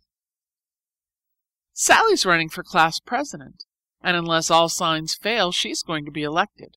Such an atmosphere of intrigue. You should see what politicians we are. Oh, I tell you, Daddy, when we women get our rights, you men will have to look alive in order to keep yours. Election comes next Saturday, and we're going to have a torchlight procession in the evening, no matter who wins. I am beginning chemistry, a most unusual study. I've never seen anything like it before. Molecules and atoms are the material employed. But I'll be in a position to discuss them more definitely next month. I'm also taking argumentation and logic, also history of the whole world, also plays of William Shakespeare, also French. If this keeps up many years longer, I shall become quite intelligent. I should rather have elected economics than French, but I didn't dare, because I was afraid that unless I re-elected French, the professor would not let me pass. As it was, I just managed to squeeze through the June examination. But I will say that my high school preparation was not very adequate. There's one girl in the class who chatters away in French as fast as she does in English. She went abroad with her parents when she was a child and spent 3 years in a convent school. You can imagine how bright she is compared with the rest of us. Irregular verbs are mere playthings. I wish my parents had chucked me into a French convent when I was little instead of a foundling asylum. Oh, no, I don't either, no, because then maybe I should never have known you. I'd rather know you than French. Goodbye, Daddy. I must call on Harriet Martin now, and, having discussed the chemical situation, casually drop a few thoughts on the subject of our next president. Yours in politics, J. Abbott. 17th October. Dear Daddy Longlegs, supposing the swimming tank in the gymnasium were filled full of lemon jelly, could a person trying to swim manage to keep on top, or would he sink? We were having lemon jelly for dessert when the question came up. We discussed it heatedly for half an hour, and it's still unsettled. Sally thinks she could swim in it, but I am perfectly sure that the best swimmer in the world would sink. Wouldn't it be funny to be drowned in lemon jelly? Two other problems are engaging the attention of our table. First, what shape are the rooms in an octagon house? Some of the girls insist that they're square, but I think they'd have to be shaped like a piece of pie, don't you? Second, suppose there were a great big hollow sphere made of looking glass, and you were sitting inside. Where would it stop reflecting your face and begin reflecting your back? The more one thinks about this problem, the more puzzling it becomes. You can see with what deep philosophical reflection we engage our leisure. Did I ever tell you about the election? It happened 3 weeks ago, but so fast do we live that 3 weeks is ancient history. Sally was elected, and we had a torchlight parade with transparencies saying McBride forever, and a band consisting of 14 pieces, 3 mouth organs and 11 combs. We're very important persons now in 258. Julia and I come in for a great deal of reflected glory. It's quite a social strain to be living in the same house with a president. Bonne nuit, cher daddy. Acceptez mes compliments. Très respectueux, je suis votre Judy. 12th November. Dear Daddy Longlegs, we beat the freshmen at basketball yesterday. Of course, we're pleased, but oh, if we could beat the juniors! I'd be willing to be black and blue all over and stay in bed a week in a witch hazel compress. Sally has invited me to spend the Christmas vacation with her. She lives in Worcester, Massachusetts. Wasn't it nice of her? I shall love to go. I've never been in a private family in my life, except at Lock Willow, and the Semples are grown up and old and don't count. But the McBrides have a house full of children. Well, anyway, 2 or 3. And a mother, and a father, and a grandmother, and an Angora cat. It's a perfectly complete family. Packing your trunk and going away is more fun than staying behind. I'm terribly excited at the prospect. 7th hour, I must run to rehearsal. I'm to be in the Thanksgiving theatricals.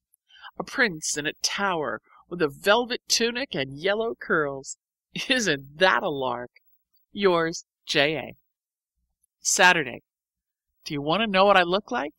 Here's a photograph of all 3 that Leonora Fenton took. The light one who is laughing is Sally, and the tall one with her nose in the air is Julia, and the little one with the hair blowing across her face is Judy. She is really more beautiful than that, but the sun was in her eyes. Stone Gate, Worcester, Mass., 31st December. Dear Daddy Longlegs, I meant to write to you before and thank you for your Christmas check, but life in the McBride household is very absorbing, and I don't seem to be able to find 2 consecutive minutes to spend at a desk. I bought a new gown, one that I didn't need but just wanted. My Christmas present this year is from Daddy Longlegs. My family just sent love. I've been having the most beautiful vacation visiting Sally. She lives in a big, old-fashioned brick house with white trimmings set back from the street. Exactly the kind of house I used to look at so curiously when I was in the John Grier home. I wonder what it could be like inside. I never expected to see with my own eyes, but here I am. Everything is so comfortable and restful and homelike. I walk from room to room and drink in the furnishings.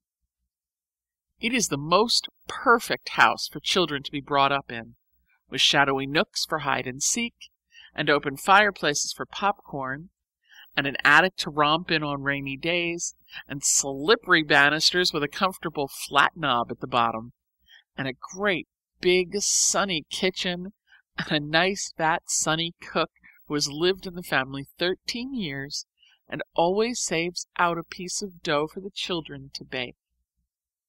Just the sight of such a house makes you want to be a child all over again. As for families, I never dreamed that they could be so nice. Sally has a father and mother and grandmother, and the sweetest 3-year-old baby sister all over curls, and a medium-sized brother who always forgets to wipe his feet, and a big, good-looking brother named Jimmy, who is a junior at Princeton. We have the jolliest times at the table. Everybody laughs and jokes and talks at once, and we don't have to say grace beforehand. It's a relief not having to thank somebody for every mouthful you eat. I dare say I'm blasphemous, but you'd be too if you'd offered as much obligatory thanks as I have. Such a lot of things we've done. I can't begin to tell you about them. Mr. McBride owns a factory, and Christmas Eve he had a tree for the employees' children. It was in the long packing room, which was decorated with evergreens and holly. Jimmy McBride was dressed as Santa Claus, and Sally and I helped him distribute the presents. Dear me, Daddy, but it was a funny sensation.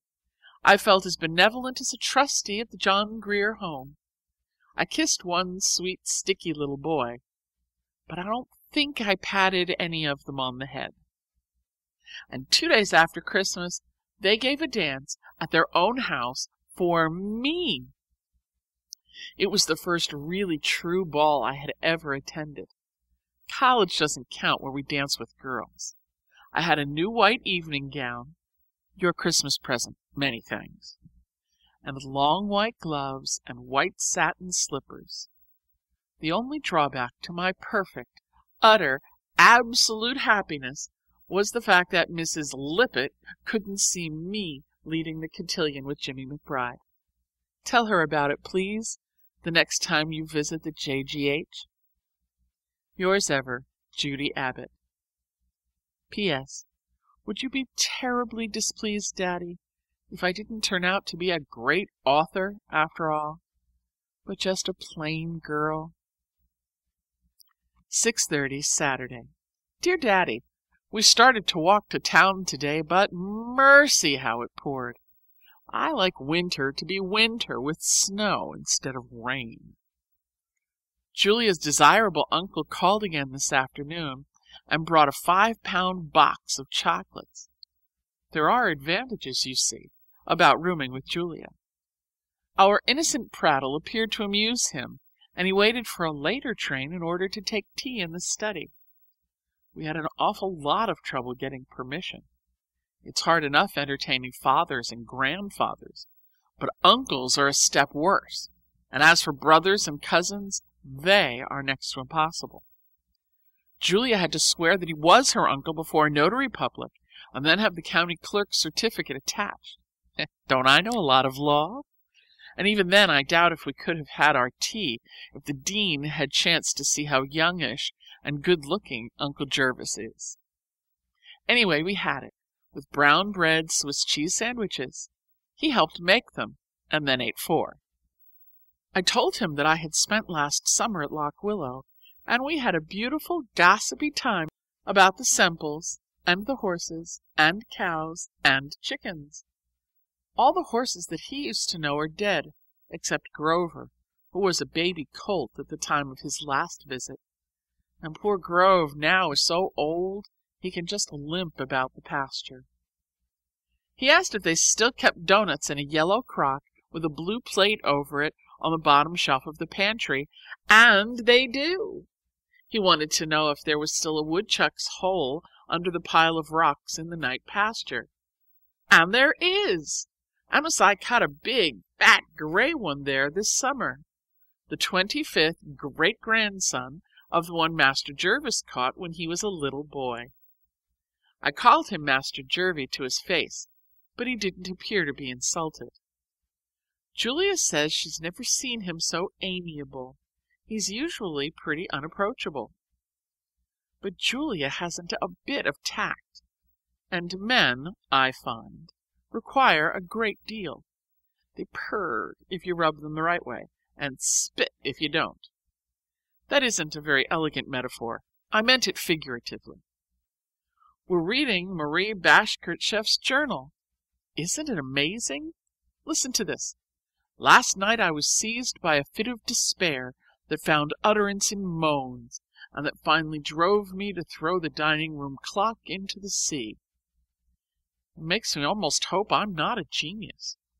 They must be very wearing to have about, and awfully destructive to the furniture. Mercy, how it keeps pouring! We shall have to swim to chapel tonight. Yours ever, Judy. 20th January.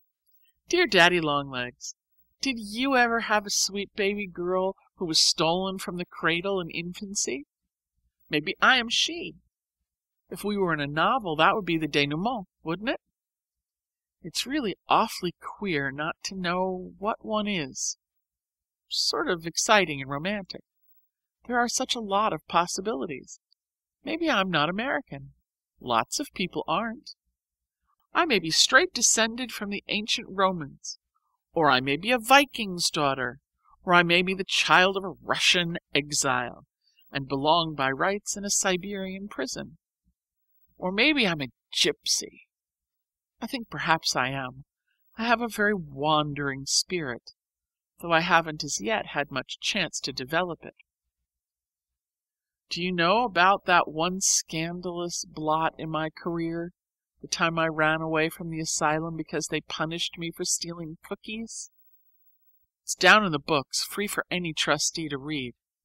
But really, Daddy, what could you expect when you put a hungry little 9-year-old girl in the pantry scouring knives with the cookie jar at her elbow, and go off and leave her alone, then suddenly pop in again? Wouldn't you expect to find her a bit crummy? And then when you jerk her by the elbow and box her ears and make her leave the table when the pudding comes and tell all the other children that it's because she's a thief, wouldn't you expect her to run away? I only ran 4 miles. They caught me and brought me back, and every day for a week I was tied like a naughty puppy to a stake in the backyard while the other children were out at recess. Oh dear, there's the chapel bell, and after chapel I have a committee meeting. I'm sorry because I meant to write you a very entertaining letter this time. Auf Wiedersehen, cher Daddy, Pax tibi, Judy. P.S. There's one thing I'm perfectly sure of. I'm not a Chinaman. 4th February. Dear Daddy Longlegs, Jimmy McBride has sent me a Princeton banner as big as one end of the room. I am very grateful to him for remembering me, but I don't know what on earth to do with it. Sally and Julia won't let me hang it up. Our room this year is furnished in red, and you can imagine what an effect we'd have if I had it orange and black. But it's such nice, warm, thick felt, I hate to waste it. Would it be very improper to have it made into a bathrobe? My old one shrank when it was washed. I've entirely omitted of late telling you what I'm learning. But though you might not imagine it from my letters, my time is exclusively occupied with study. It's such a very bewildering matter to get educated in 5 branches at once. The test of true scholarship, says chemistry professor, is a painstaking passion for detail. Be careful not to keep your eyes glued to detail, says history professor. Stand far enough away to get a perspective of the whole. You can see with what nicety we have to trim our sails between chemistry and history. I like the historical method best. If I say that William the Conqueror came over in 1492 and Columbus discovered America in 1100 or 1066 or whenever it was, that's a mere detail that the professor overlooks. It gives a feeling of security and restfulness to the history recitation that is entirely lacking in chemistry. 6th hour bell. I must go to the laboratory and look into a little matter of acids and salts and alkalis. I've burned a hole as big as a plate in the front of my chemistry apron with hydrochloric acid. If the theory worked, I ought to be able to neutralize that hole with good strong ammonia, oughtn't I? Examinations next week, but who's afraid? Yours ever, Judy. 5th March. Dear Daddy Longlegs, there is a March wind blowing, and the sky is filled with heavy black moving clouds. The crows in the pine trees are making such a clamor. It's an intoxicating, exhilarating, calling noise. You want to close your books and be off over the hills to race with the wind. We had a paper chase last Saturday over 5 miles of squashy cross country. The fox, composed of 3 girls and a bushel or so of confetti, started half an hour before the 27 hunters. I was one of the 27. 8 dropped by the wayside. We ended 19. The trail led over a hill, through a cornfield, and into a swamp where we had to leap lightly from hummock to hummock. Of course, half of us went in ankle deep. We kept losing the trail, and we wasted 25 minutes over that swamp. Then up a hill through some woods, and in at a barn window. The barn doors were all locked, and the window was up high and pretty small. I don't call that fair, do you? But we didn't go through. We circumnavigated the barn and picked up the trail where it issued by way of a low shed roof onto the top of a fence. The fox thought he had us there, but we fooled him. Then straight away over 2 miles of rolling meadow, and awfully hard to follow, for the confetti was getting sparse. The rule is that it must be at most 6 feet apart, but they were the longest 6 feet I ever saw. Finally, after 2 hours of steady trotting, we tracked Monsieur Fox into the kitchen of Crystal Spring. That's a farm where the girls go in bobsleds and hay wagons for chicken and waffle suppers. And we found the 3 foxes placidly eating milk and honey and biscuits. They hadn't thought we would get that far. They were expecting us to stick in the barn window. Both sides insisted they had won. I think we did, don't you? Because we caught them before they got back to campus. Anyway, all 19 of us settled like locusts over the furniture and clamored for honey. There wasn't enough to go round, but Mrs. Crystal Spring, that's our pet name for her, she's by rights at Johnson, brought up a jar of strawberry jam and a can of maple syrup, just made last week, and 3 loaves of brown bread. We didn't get back to college till 6:30, half an hour late for dinner, and we went straight in without dressing, and with perfectly unimpaired appetites. Then we all cut evening chapel, the state of our boots being enough of an excuse. Oh, I never told you about examinations. I passed everything with the utmost ease. I know the secret now, and am never going to fail again. I shan't be able to graduate with honors, though, because of that beastly Latin prose and geometry freshman year. But I don't care. What's the hodds so long as you're 'appy? That's a quotation. I've been reading the English classics. Speaking of classics, have you ever read Hamlet? If you haven't, do it right off. It's perfectly corking. I've been hearing about Shakespeare all my life, but I had no idea he really wrote so well.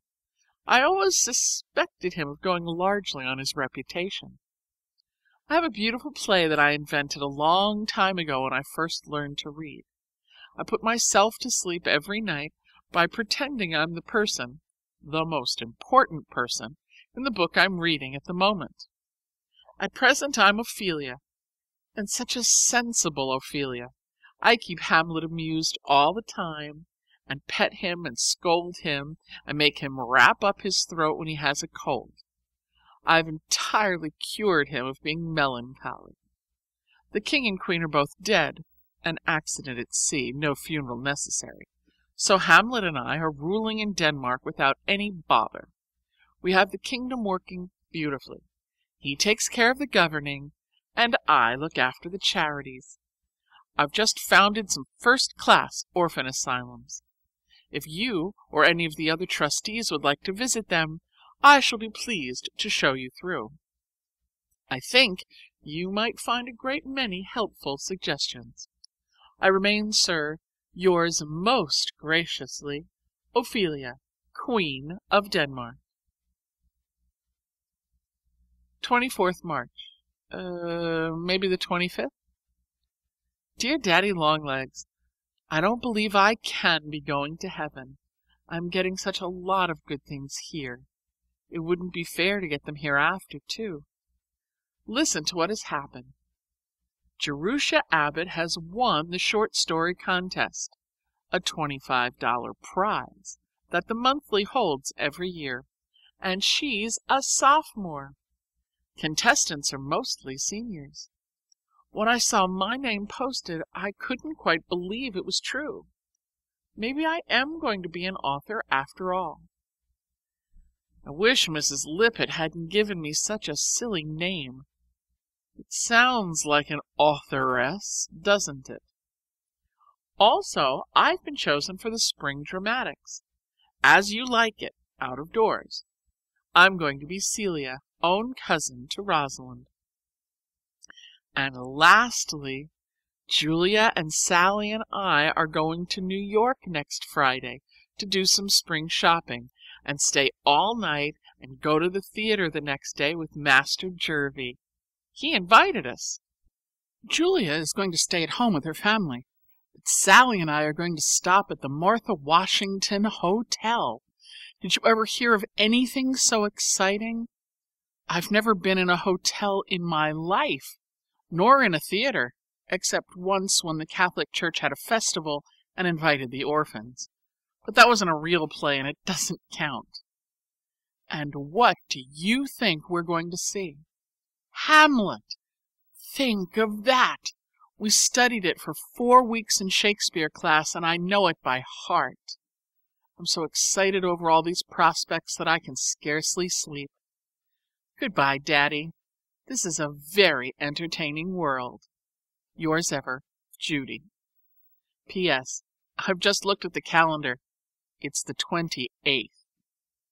Another postscript. I saw a streetcar conductor today with one brown eye and one blue. Wouldn't he make a nice villain for a detective story? April 7th. Dear Daddy Longlegs, mercy, isn't New York big? Worcester is nothing to it.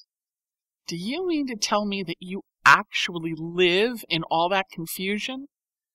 I don't believe that I shall recover for months from the bewildering effect of 2 days of it. I can't begin to tell you all the amazing things I've seen. I suppose you know, though, since you live there yourself. But aren't the streets entertaining? And the people? And the shops? I never saw such lovely things as there are in the windows. It makes you want to devote your life to wearing clothes. Sally and Julia and I went shopping together Saturday morning. Julia went into the most gorgeous place I ever saw, white and gold walls and blue carpets and blue silk curtains and gilt chairs. A perfectly beautiful lady with yellow hair and a long black silk trailing gown came to meet us with a welcoming smile. I thought we were paying a social call and started to shake hands. But it seems we were only buying hats. Well, at least Julia was. She sat down in front of a mirror and tried on a dozen, each lovelier than the last, and bought the 2 loveliest of all. I can't imagine any joy in life greater than sitting down in front of a mirror and buying any hat you choose without having to first consider the price. There's no doubt about it, Daddy. New York would rapidly undermine this fine stoical character which the John Grier Home so patiently built up. And after we'd finished our shopping, we met Master Jervie at Sherry's. I suppose you've been to Sherry's? Picture that. Then picture the dining room of the John Grier Home with its oilcloth-covered tables and white crockery that you can't break, and wooden-handled knives and forks. And fancy the way I felt. I ate my fish with the wrong fork, but the waiter very kindly gave me another so that nobody noticed. And after luncheon we went to the theater. It was dazzling, marvelous, unbelievable. I dream about it every night. Isn't Shakespeare wonderful? Hamlet is so much better on stage than when we analyze it in class. I appreciated it before, but now, clear me! I think, if you don't mind, that I'd rather be an actress than a writer. Wouldn't you like me to leave college and go into dramatic school? Then I'll send you a box for all my performances and smile at you across the footlights. Only wear a red rose in your buttonhole, please, so I'll surely smile at the right man. It would be an awfully embarrassing mistake if I picked out the wrong one. We came back Saturday night and had our dinner on the train, at little tables with pink lamps and Negro waiters.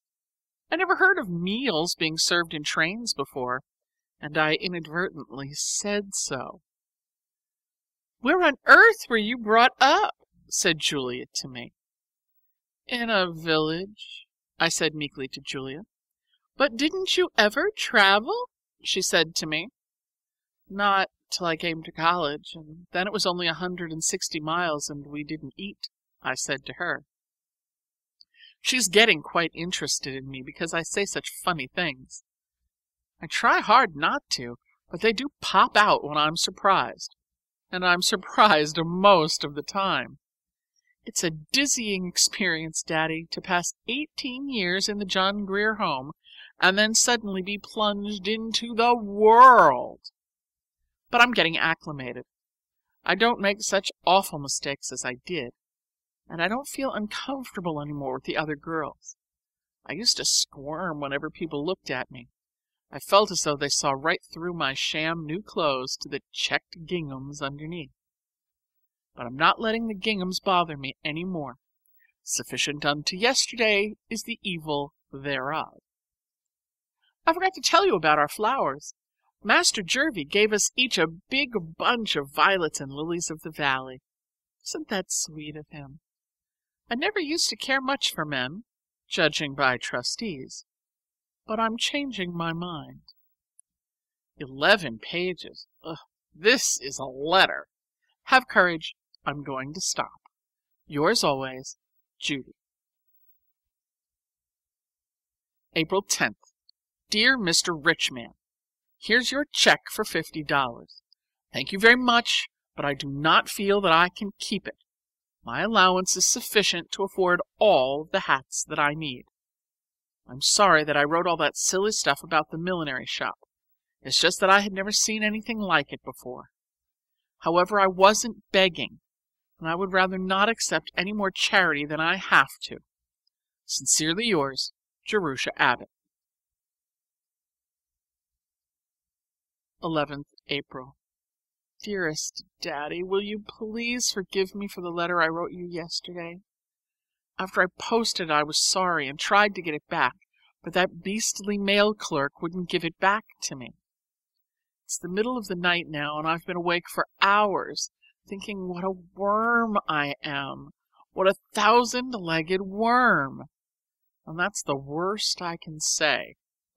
I've closed the door very softly into the study so as not to wake Julia and Sally, and I'm sitting up in bed writing to you on paper torn out of my history notebook. Just wanted to tell you that I am sorry. I was so impolite about your check. I know you meant it kindly, and I think you're an old dear to take so much trouble for such a silly thing as a hat. I ought to have returned it very much more graciously. But in any case, I had to return it. It's different with me than other girls. They can take things naturally from people. They have fathers and brothers and aunts and uncles. But I can't be on any such relations with anyone. I like to pretend that you belong to me, just to play with the idea, but of course I know you don't. I'm alone, really, with my back to the wall fighting the world, and I get sort of gaspy when I think about it. I put it out of my mind and keep on pretending, but don't you see, Daddy? I can't accept any more money than I have to, because some day I shall be wanting to pay it back. And even as great an author as I intend to be won't be able to face a perfectly tremendous debt. I'd love pretty hats and things, but I mustn't mortgage the future to pay for them. You'll forgive me, won't you, for being so rude? I have an awful habit of writing impulsively when I first think things, and then posting the letter beyond recall. But if I sometimes seem thoughtless and ungrateful, I never mean it. In my heart, I thank you always for the life and freedom and independence that you've given me. My childhood was just a long, sullen stretch of revolt, and now I'm so happy every moment of the day that I can't believe it's true. I feel like a made-up heroine in a storybook. It's 2:15. I'm going to tiptoe out to post this off now. You'll receive it in the next mail after the other, so you won't have a very long time to think bad of me. Good night, Daddy. Love you always. Judy. End of Section 4. Section 5. Sophomore Year Continued. May 4th. Dear Daddy Longlegs, Field Day last Saturday. It was a very spectacular occasion. First we had a parade of all the classes, with everybody dressed in white linen. The seniors carrying blue and gold Japanese umbrellas, and the juniors white and yellow banners. Our class had crimson balloons, very fetching, especially as they were always getting loose and floating off, and the freshmen wore green tissue paper hats with long streamers. Also we had a band in blue uniforms hired from town. Also about a dozen funny people, like clowns in a circus, to keep the spectators entertained between events. Julia was dressed as a fat country man with a linen duster and whiskers and baggy umbrella. Patsy Moriarty. Patricia, really. Did you ever hear such a name?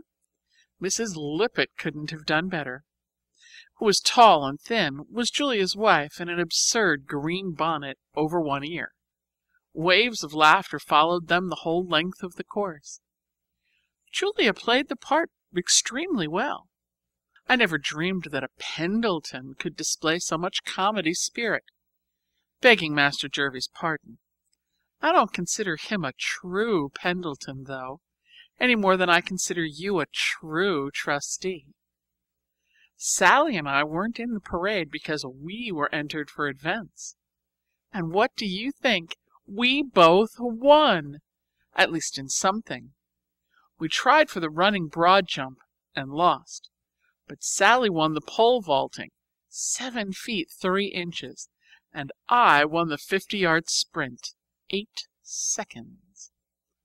I was pretty panting at the end, but it was great fun, with the whole class waving balloons and cheering and yelling, "What's the matter with Judy Abbott? She's all right. Who's all right? Judy Abbott." That, Daddy, is true fame. Then trotting back to the dressing tent and being rubbed down with alcohol and having a lemon to suck. You see, we're very professional. It's a fine thing to win an event for your class, because the class that wins the most gets the athletic cup for the year. The seniors won it this year, with 7 events to their credit. The Athletic Association gave a dinner in the gymnasium to all of the winners.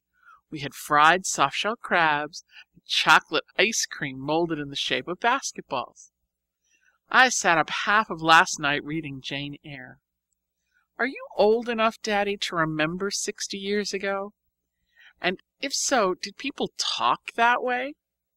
The haughty Lady Blanche says to the footman, "Stop your chattering, knave, and do my bidding." And Mr. Rochester talks about the meadow welkin when he means the sky. And as for the madwoman who laughs like a hyena and sets fire to bed curtains and tears up wedding veils and bites, it's melodrama of the purest. But just the same, you read and read and read. I can't see how any girl could have written such a book, especially any girl who was brought up in a churchyard. There's something about those Brontes that fascinates me. Their books, their lives, their spirit. Where did they get it? When I was reading about little Jane's troubles in the charity school, I got so angry I had to go out and take a walk. I understood exactly how she felt. Having known Mrs. Lippett, I could see Mr. Brocklehurst. Don't be outraged, Daddy. I am not intimating that the John Grier Home was like the Lowood Institute. We had plenty to eat, and plenty to wear, and sufficient water to wash in, and a furnace in the cellar. But there was one deadly likeness. Our lives were absolutely monotonous and uneventful. Nothing nice ever happened, except ice cream on Sundays, and even that was regular. In all the 18 years I was there, I had only one adventure, when the woodshed burned. We had to get up in the night and dress so as to be ready, in case the house should catch. But it didn't, and we went back to bed.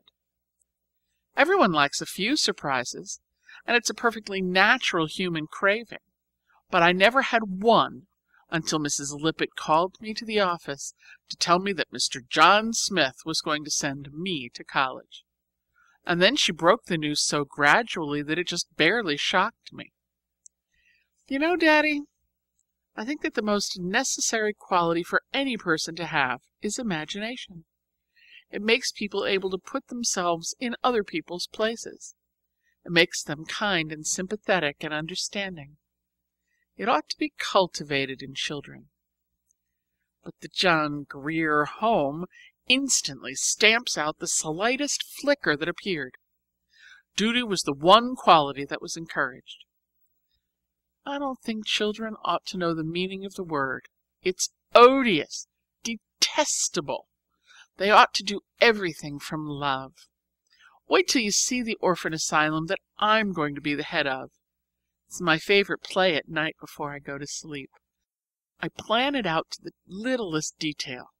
The meals and clothes and study and amusements and punishments for even my superior orphans are sometimes bad. But anyway, they are going to be happy. I think that everyone, no matter how many troubles he may have when he grows up, ought to have a happy childhood to look back on. And if I ever have any children of my own, no matter how unhappy I may be, I'm not going to let them have any cares until they grow up. Oop, there goes the chapel bell. I'll finish this letter sometime. Thursday. When I came in from laboratory this afternoon, I found a squirrel sitting on the tea table helping himself to almonds. These are the kind of callers we entertain now that warm weather has come and the windows stay open. Saturday morning. Perhaps you think, last night being Friday, with no classes today, that I passed a nice, quiet, readable evening with the set of Stevenson that I bought with my prize money. But if so, you've never attended a girls' college, Daddy dear. 6 friends dropped in to make fudge, and one of them dropped the fudge, while it was still liquid, right in the middle of our best rug. We shall never be able to clean up the mess. I haven't mentioned any lessons of late, but we are still having them every day. It's sort of a relief, though, to get away from them and discuss life in the large. Rather one-sided discussions that you and I hold, but that's your own fault. You're welcome to answer back any time you choose. I've been writing this letter off and on for 3 days, and I fear by now vous êtes bien bored. Goodbye, Mr. Nice Man. Judy. Mr. Daddy-long-legs Smith. Sir, having completed the study of argumentation and the science of dividing a thesis into heads, I have decided to adopt the following form for letter writing. It contains all necessary facts, but no unnecessary verbiage. We had written examinations this week in A. Chemistry, B. History. A new dormitory is being built. A. Its material is small a. red brick, small b. green stone. B. Its capacity will be, small a, 1 dean, 5 instructors, small b, 200 girls, small c, 1 housekeeper, 3 cooks, 20 waitresses, 20 chambermaids. I. We had junket for dessert tonight. IV. I am writing a special topic upon the sources of Shakespeare's plays. V. Lou McMahon slipped and fell this afternoon at basketball, and she A. dislocated her shoulder, B. bruised her knee. VI. I have a new hat trimmed with A. blue velvet ribbon, B. 2 blue quills, C. 3 red pom-poms. VII. It's 9:30. VIII. Good night. Judy. 2nd June. Dear Daddy Longlegs, you will never guess the nice thing that has happened. The McBrides have asked me to spend the summer at their camp in the Adirondacks. They belong to a sort of club on a lovely little lake in the middle of the woods. The different members have houses made of logs dotted about among the trees, and they go canoeing on the lake and take long walks through trails to other camps and have dances once a week in the clubhouse. Jimmy McBride is going to have a college friend visiting him part of the summer, so you see we shall have plenty of men to dance with. Wasn't it sweet of Mrs. McBride to ask me? It appears that she liked me when I was there for Christmas. Please excuse this being short. It isn't a real letter. It's just to let you know that I'm disposed of for the summer. Yours, in a very contented frame of mind, Judy. 5th June. Dear Daddy Longlegs, your secretary man has just written to me saying that Mr. Smith prefers that I should not accept Mrs. McBride's invitation, but should return to Lock Willow the same as last summer. Why, Daddy? You don't understand about it. Mrs. McBride does want me, really and truly. I'm not the least bit of trouble in the house. I'm a help. They don't take up many servants, and Sally and I can do lots of useful things. It's a fine chance for me to learn housekeeping. Every woman ought to understand it, and I only know asylum keeping. There aren't any girls our age at the camp, and Mrs. McBride wants me for a companion for Sally. We're planning to do a lot of reading together. We're going to read all of the books for next year's English and sociology. The professor said it would be a great help if we would get our reading finished in the summer, and it's so much easier to remember it if we read together and talk it over. Just to live in the same house with Sally's mother is an education. She's the most interesting, entertaining, companionable, charming woman in the world. She knows everything. Think how many summers I've spent with Mrs. Lippett, and how I'll appreciate the contrast. You needn't be afraid that I'll be crowding them, for their house is made of rubber. When they have a lot of company, they just sprinkle tents about in the woods and turn the boys outside. It's going to be such a nice, healthy summer, exercising out of doors every minute. Jimmy McBride is going to teach me how to ride horseback, and paddle a canoe, and how to shoot, and oh, lots of things I ought to know. It's a kind of nice, jolly, carefree time that I've never had, and I think every girl deserves it at least once in her life. Of course I'll do exactly as you say, but please, please let me go, Daddy. I've never wanted anything so much. This isn't Jerusha Abbott, the future great author, writing to you. It's just Judy, a girl. 9th June. Mr. John Smith, Sir, yours of the 7th instant hand. In compliance with the instructions received through your secretary, I leave on Friday next to spend the summer at Lock Willow Farm. I hope always to remain Miss Jerusha Abbott. Lock Willow Farm, 3rd August. Dear Daddy Longlegs, it's been nearly 2 months since I wrote, which wasn't nice of me, I know. But I haven't loved you much this summer. You see, I'm being frank. You can't imagine how disappointed I was at having to give up the McBride's camp. Of course I know that you're my guardian and that I have to regard your wishes in all matters, but I couldn't see any reason. It was so distinctly the best thing that could have happened to me. If I had been Daddy and you had been Judy, I should have said, "Bless you, my child. Run along and have a good time. See lots of new people and learn lots of new things. Live out of doors and get strong and well and rested for a year of hard work." But not at all. Just a curt line from your secretary ordering me to Lock Willow.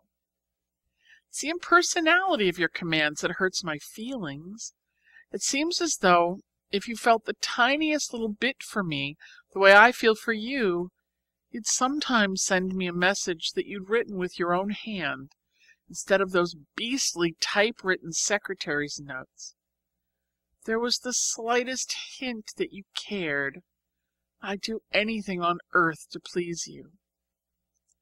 I know that I was to write nice, long, detailed letters without ever expecting any answer. You're living up to your side of the bargain. I'm being educated, and I suppose you're thinking that I'm not living up to mine. But, Daddy, it's a hard bargain. It is, really. I'm so awfully lonely. You're the only person I have to care for, and you are so shadowy. You're just an imaginary man that I've made up, and probably the real you isn't a bit like my imaginary you. But you did once, when I was ill in the infirmary, send me a message, and now, when I'm feeling awfully forgotten, I get out your card and read it over.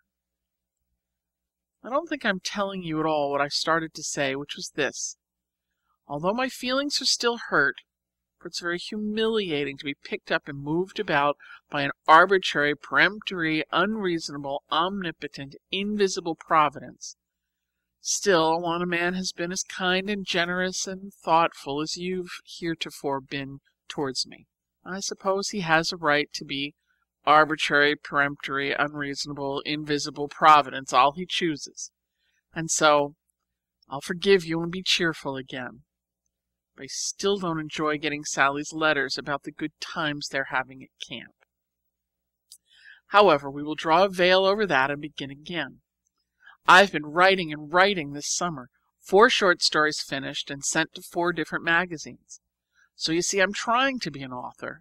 I have a workroom fixed in a corner of the attic where Master Jervie used to have his rainy day playroom. It's in a cool, breezy corner with 2 dormer windows, and shadowed by a maple tree with a family of red squirrels living in a hole. I'll write a nicer letter in a few days and tell you all the farm news. We need rain. Yours as ever, Judy. 10th August. Dear Daddy Longlegs, Sir, I address you from the second crotch in the willow tree by the pool in the pasture. There's a frog croaking underneath, a locust singing overhead, and 2 little devil-down heads darting up and down the trunk. I've been here for an hour. It's a very comfortable crotch, especially after being upholstered with 2 sofa cushions. I came up with a pen and tablet, hoping to write an immortal short story. But I've been having a dreadful time with my heroine. I can't make her behave as I want her to behave, so I've abandoned her for the moment and am writing to you. Not much relief, though, for I can't make you behave as I want you to either. If you were in that dreadful New York, I wish I could send you some of this lovely, breezy, sunshiny outlook. The country is heaven after a week of rain. Speaking of heaven, do you remember Mr. Kellogg that I told you about last summer, the minister of the little white church at the Corners? Well, the poor old soul is dead, last winter of pneumonia. I went 6 times to hear him preach, and got very well acquainted with his theology.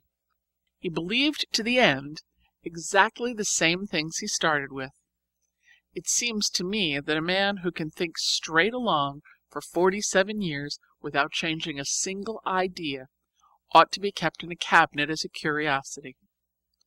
I hope he's enjoying his harp and golden crown. He was so perfectly sure of finding them. There's a new young man, very consequential, in his place. The congregation is pretty dubious, especially the faction led by Deacon Cummings. It looks as though there was going to be an awful split in the church. We don't care for innovations in religion in this neighborhood. During our week of rain, I sat up in the attic and had an orgy of reading, Stevenson mostly. He himself is more entertaining than any of the characters in his books. I dare say he made himself into the kind of hero that would look well in print. Don't you think it was perfect of him to spend all the $10,000 his father left for a yacht and go sailing off to the South Seas? He lived up to his adventurous creed. If my father had left me $10,000, I'd do it too. The thought of Velima makes me wild. I want to see the tropics. I want to see the whole world. I'm going to be a great author, or artist, or actress, or playwright, or whatever sort of a great person I turn out to be. I have a terrible wanderthirst. The very sight of a map makes me want to put on my hat and take an umbrella and start. I shall see before I die the palms and temples of the South. Thursday evening at twilight, sitting on the doorstep. Very hard to get any news into this letter. Judy is becoming so philosophical of late that she wishes to discourse largely of the world in general, instead of descending to the trivial details of daily life. But if you must have news, here it is. Our 9 young pigs waded across the brook and ran away last Tuesday, and only 8 came back. We don't want to accuse anyone unjustly, but we suspect that Widow Dowd has one more than she ought to have. Mr. Weaver has painted his barn and his 2 silos a bright pumpkin yellow, a very ugly color, but he says it will wear. The Brewers have company this week, Mrs. Brewer's sister and 2 nieces from Ohio.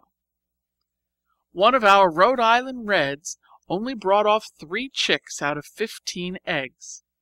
We can't imagine what was the trouble. Rhode Island Reds, in my opinion, are a very inferior breed. I prefer Buff Orpingtons. The new clerk in the post office at Bonnyrigg 4 Corners drank every drop of Jamaica ginger that they had in stock, $7 worth, before he was discovered. Old Ira Hatch has rheumatism and can't work any more. He never saved his money when he was earning good wages, so now he has to live on the town. There's to be an ice cream social at the schoolhouse next Saturday evening. Come and bring your families. I have a new hat that I bought for 25 cents at the post office. This is my latest portrait, on my way to rake the hay. It's getting too dark to see anyway.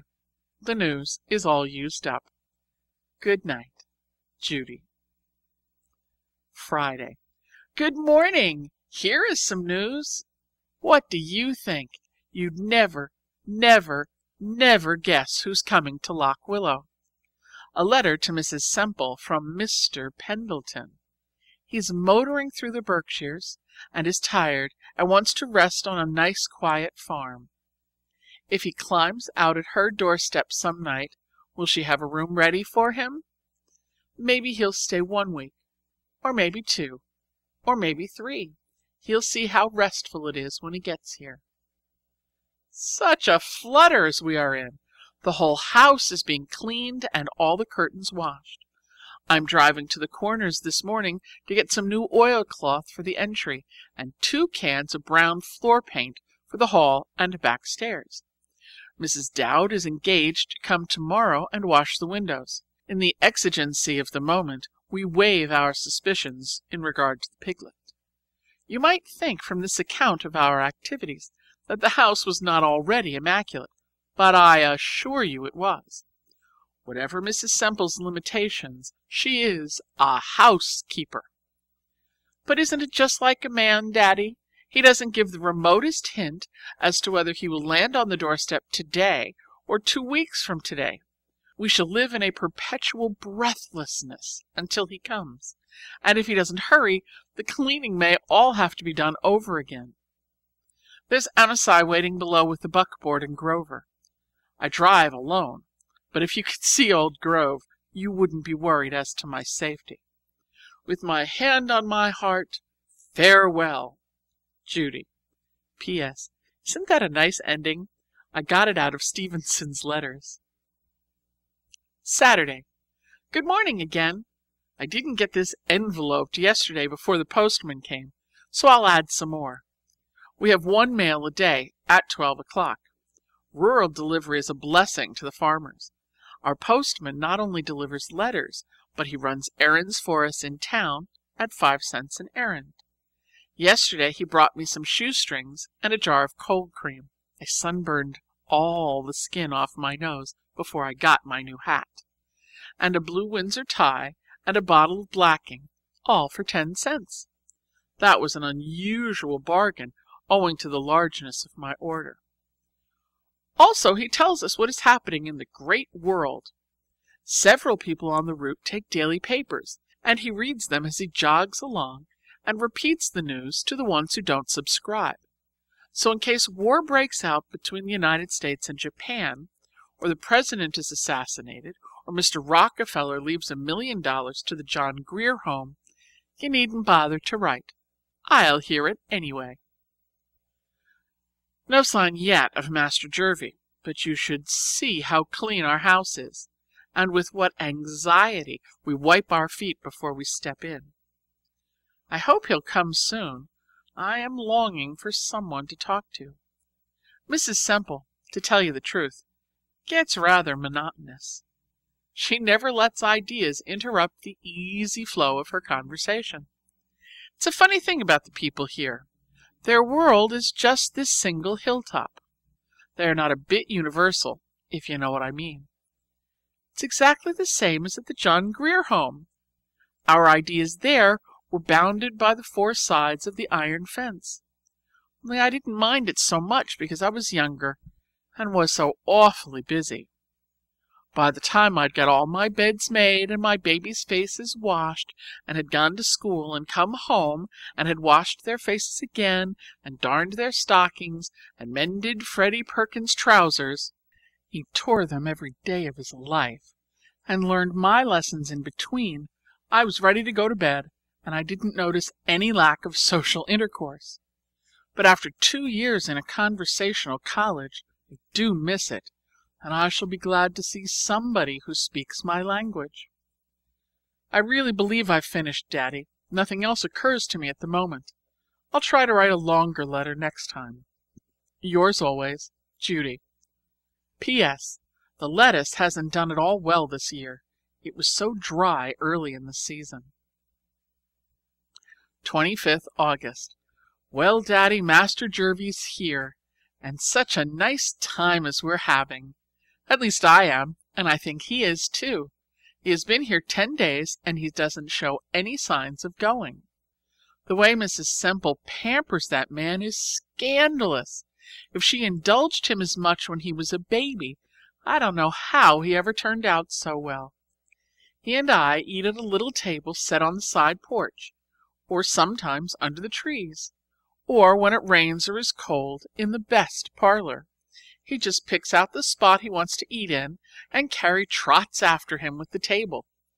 Then, if it has been an awful nuisance, and she has had to carry the dishes very far, she finds $1 under the sugar bowl. He is an awfully companionable sort of man, though you would never believe it to see him casually.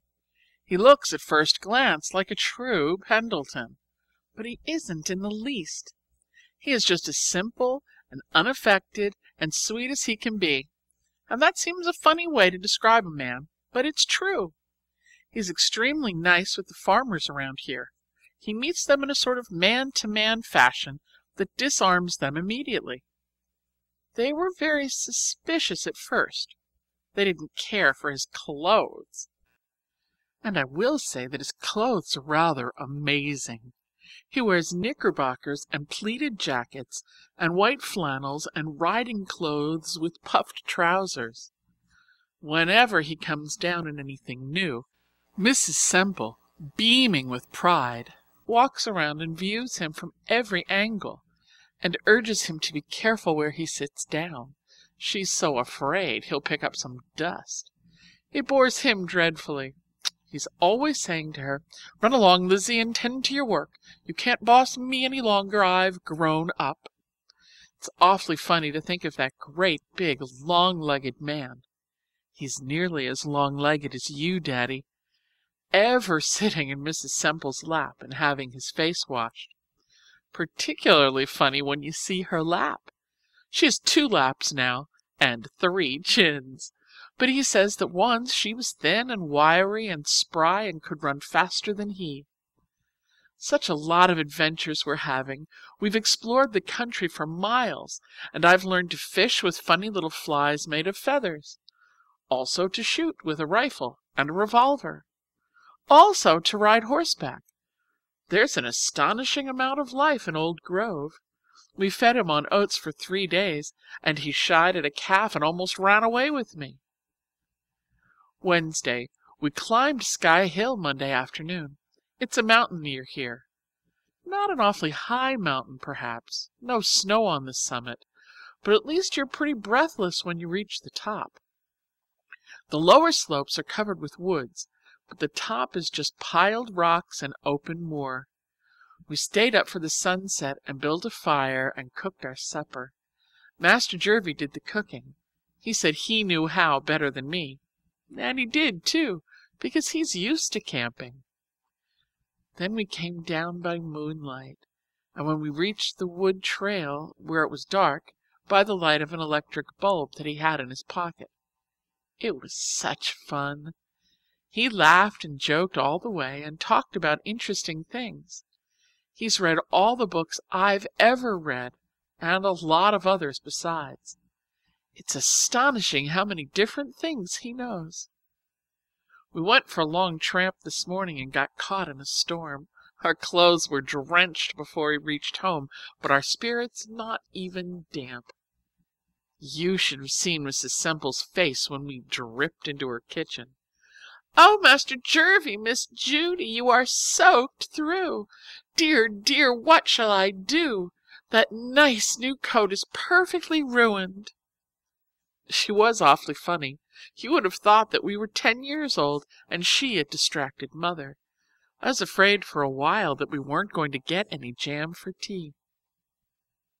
Saturday. I started this letter ages ago, but I haven't had a second to finish it. Isn't this a nice thought from Stevenson? The world is full of a number of things. I am sure we should all be as happy as kings. It's true, you know. The world is full of happiness and plenty to go round if you're only willing to take the kind that comes your way. The whole secret is in being pliable. In the country especially, there are such a lot of entertaining things. I can walk over everybody's land and look at everybody's view and dabble in everybody's brook and enjoy it just as much as though I owned the world, and with no taxes to pay. It's Sunday night now, about 11 o'clock, and I'm supposed to be getting some beauty sleep, but I had black coffee for dinner, so no beauty sleep for me. "This morning," said Mrs. Semple to Mr. Pendleton with a very determined accent, "we have to leave here at 10:15 in order to get to church by 11. "Very well, Lizzie," said Master Jervie. "You have the buggy ready, and if I'm not dressed, just go on without waiting." "We'll wait," said she. "As you please," said he, "only don't keep the horses standing too long." Then, while she was dressing, he told Carrie to pack up a lunch, and he told me to scramble into my walking clothes, and we slipped out the back way and went fishing. It discommoded the household dreadfully, because Lock Willow, of a Sunday, dines at 2. But he ordered dinner at 7. He orders meals whenever he chooses. You would think the place were a restaurant. And that kept Carrie and Amasai from going driving. But he said it was all the better because it wasn't proper for them to go driving without a chaperone.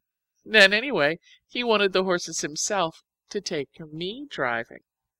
Did you ever hear anything so funny? And poor Mrs. Semple believes that people who go fishing on Sundays go afterwards to a sizzling hot hell. She is awfully troubled to think that she didn't train him better when he was small and helpless and she had the chance. Besides, she wanted to show him off in church. Anyway, we had our fishing.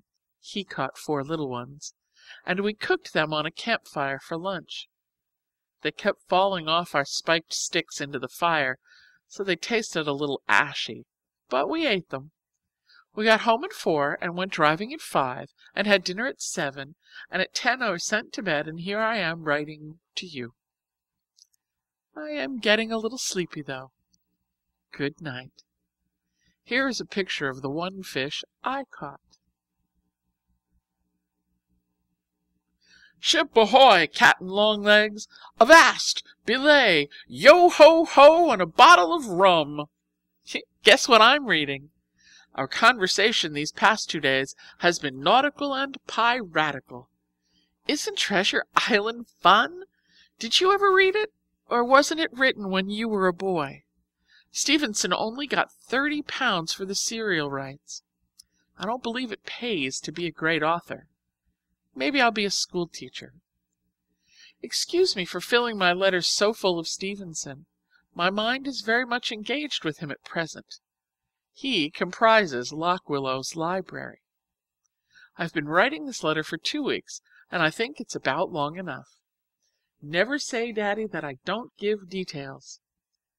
I wish you were here, too. We'd all have such a jolly time together. I like my different friends to know each other. I wanted to ask Mr. Pendleton if he knew you in New York. I should think he might. You must move in about the same exalted social circles, and you are both interested in reforms and things. But I couldn't, for I don't know your real name. It's the silliest thing I ever heard of, not to know your name. Mrs. Lippett warned me that you are eccentric. I should think so. Affectionately, Judy. P.S. On reading this over, I find that it isn't all Stevenson. There are 1 or 2 glancing references to Master Jervie. 10th September. Dear Daddy, he has gone, and we are missing him. When you get accustomed to people or places or ways of living, and then have them snatched away, it does leave an awfully empty, gnawing sort of sensation. I'm finding Mrs. Semple's conversation pretty unseasoned food. College opens in 2 weeks, and I shall be glad to begin work again. I've worked quite a lot this summer, though, 6 short stories and 7 poems. Those I sent to the magazines all came back with the most courteous promptitude. But I don't mind. It's good practice. Master Jervie read them. He brought in the post, so I couldn't help his knowing, and he said they were dreadful. They showed that I didn't have the slightest idea of what I was talking about. Master Jervie doesn't let politeness interfere with truth. But the last one I did, just a little sketch late in college, he said wasn't bad, and he had it typewritten, and I sent it to a magazine. They've had it 2 weeks. Maybe they're thinking it over. You should see the sky. There's the queerest orange-colored light over everything. We're going to have a storm. It commenced at just that moment, with tremendously big drops and all the shutters banging. I had to run to close the windows, while Carrie flew to the attic with an armful of milk pails to put under the places where the roof leaks. And then, just as I was resuming my pen, I remembered that I'd left a cushion and rug and hat and Matthew Arnold's poems under a tree in the orchard, so I dashed out to get them. all quite soaked. The red cover of the poems had run into the inside. Dover Beach, in the future, will be washed by pink waves.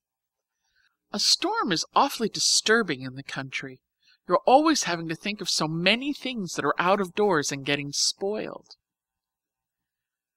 Thursday. Daddy, Daddy, what do you think? The postman has just come with 2 letters. First, my story is accepted. $50. Alors, I am an author. Second, a letter from the college secretary. I'm to have a scholarship for 2 years that will cover board and tuition. It was founded for marked proficiency in English with general excellency in other lines, and I've won it. I applied for it before I left, but I didn't have an idea I'd get it, on account of my freshman bad work in maths and Latin. But it seems I've made it up. I'm awfully glad, Daddy, because now I won't be such a burden to you. The monthly allowance will be all I'll need, and maybe I can earn that with writing or tutoring or something. I'm longing to be back and begin work. Yours ever, Jerusha Abbott, author of When the Sophomores Won the Game. For sale at all newsstands.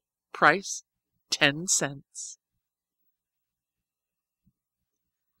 End of Section 5. Section 6. Junior Year. 26th September. Dear Daddy Longlegs, back at college again and an upperclassman. Our study is better than ever this year.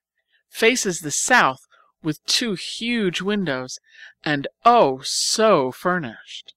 Julia, with an unlimited allowance, arrived 2 days early and was attacked with a fever for settling. We have new wallpaper and oriental rugs and mahogany chairs. Not painted mahogany, which made us sufficiently happy last year, but real. It's very gorgeous, but I don't feel as though I belonged in it. I'm nervous all the time for fear I'll get an ink spot in the wrong place. And, Daddy, I found your letter waiting for me. Pardon, I mean your secretary's.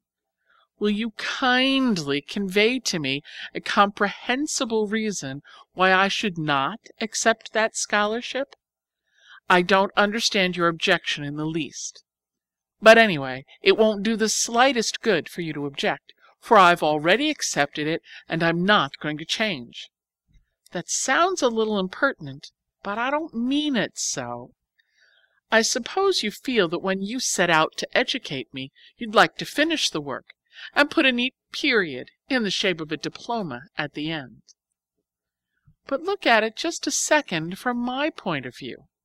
I shall owe my education to you just as much as though I let you pay for the whole of it, but I won't be quite so much indebted. I know you don't want me to return the money, but nevertheless I am going to want to do it if I possibly can, and winning this scholarship makes it so much easier. I was expecting to spend the rest of my life in paying my debts, but now I shall only have to spend 1/2 of the rest of it. I hope you understand my position and won't be cross. The allowance I shall still most gratefully accept. It requires an allowance to live up to Julia and her furniture. I wish that she had been reared to simpler tastes, or else that she were not my roommate.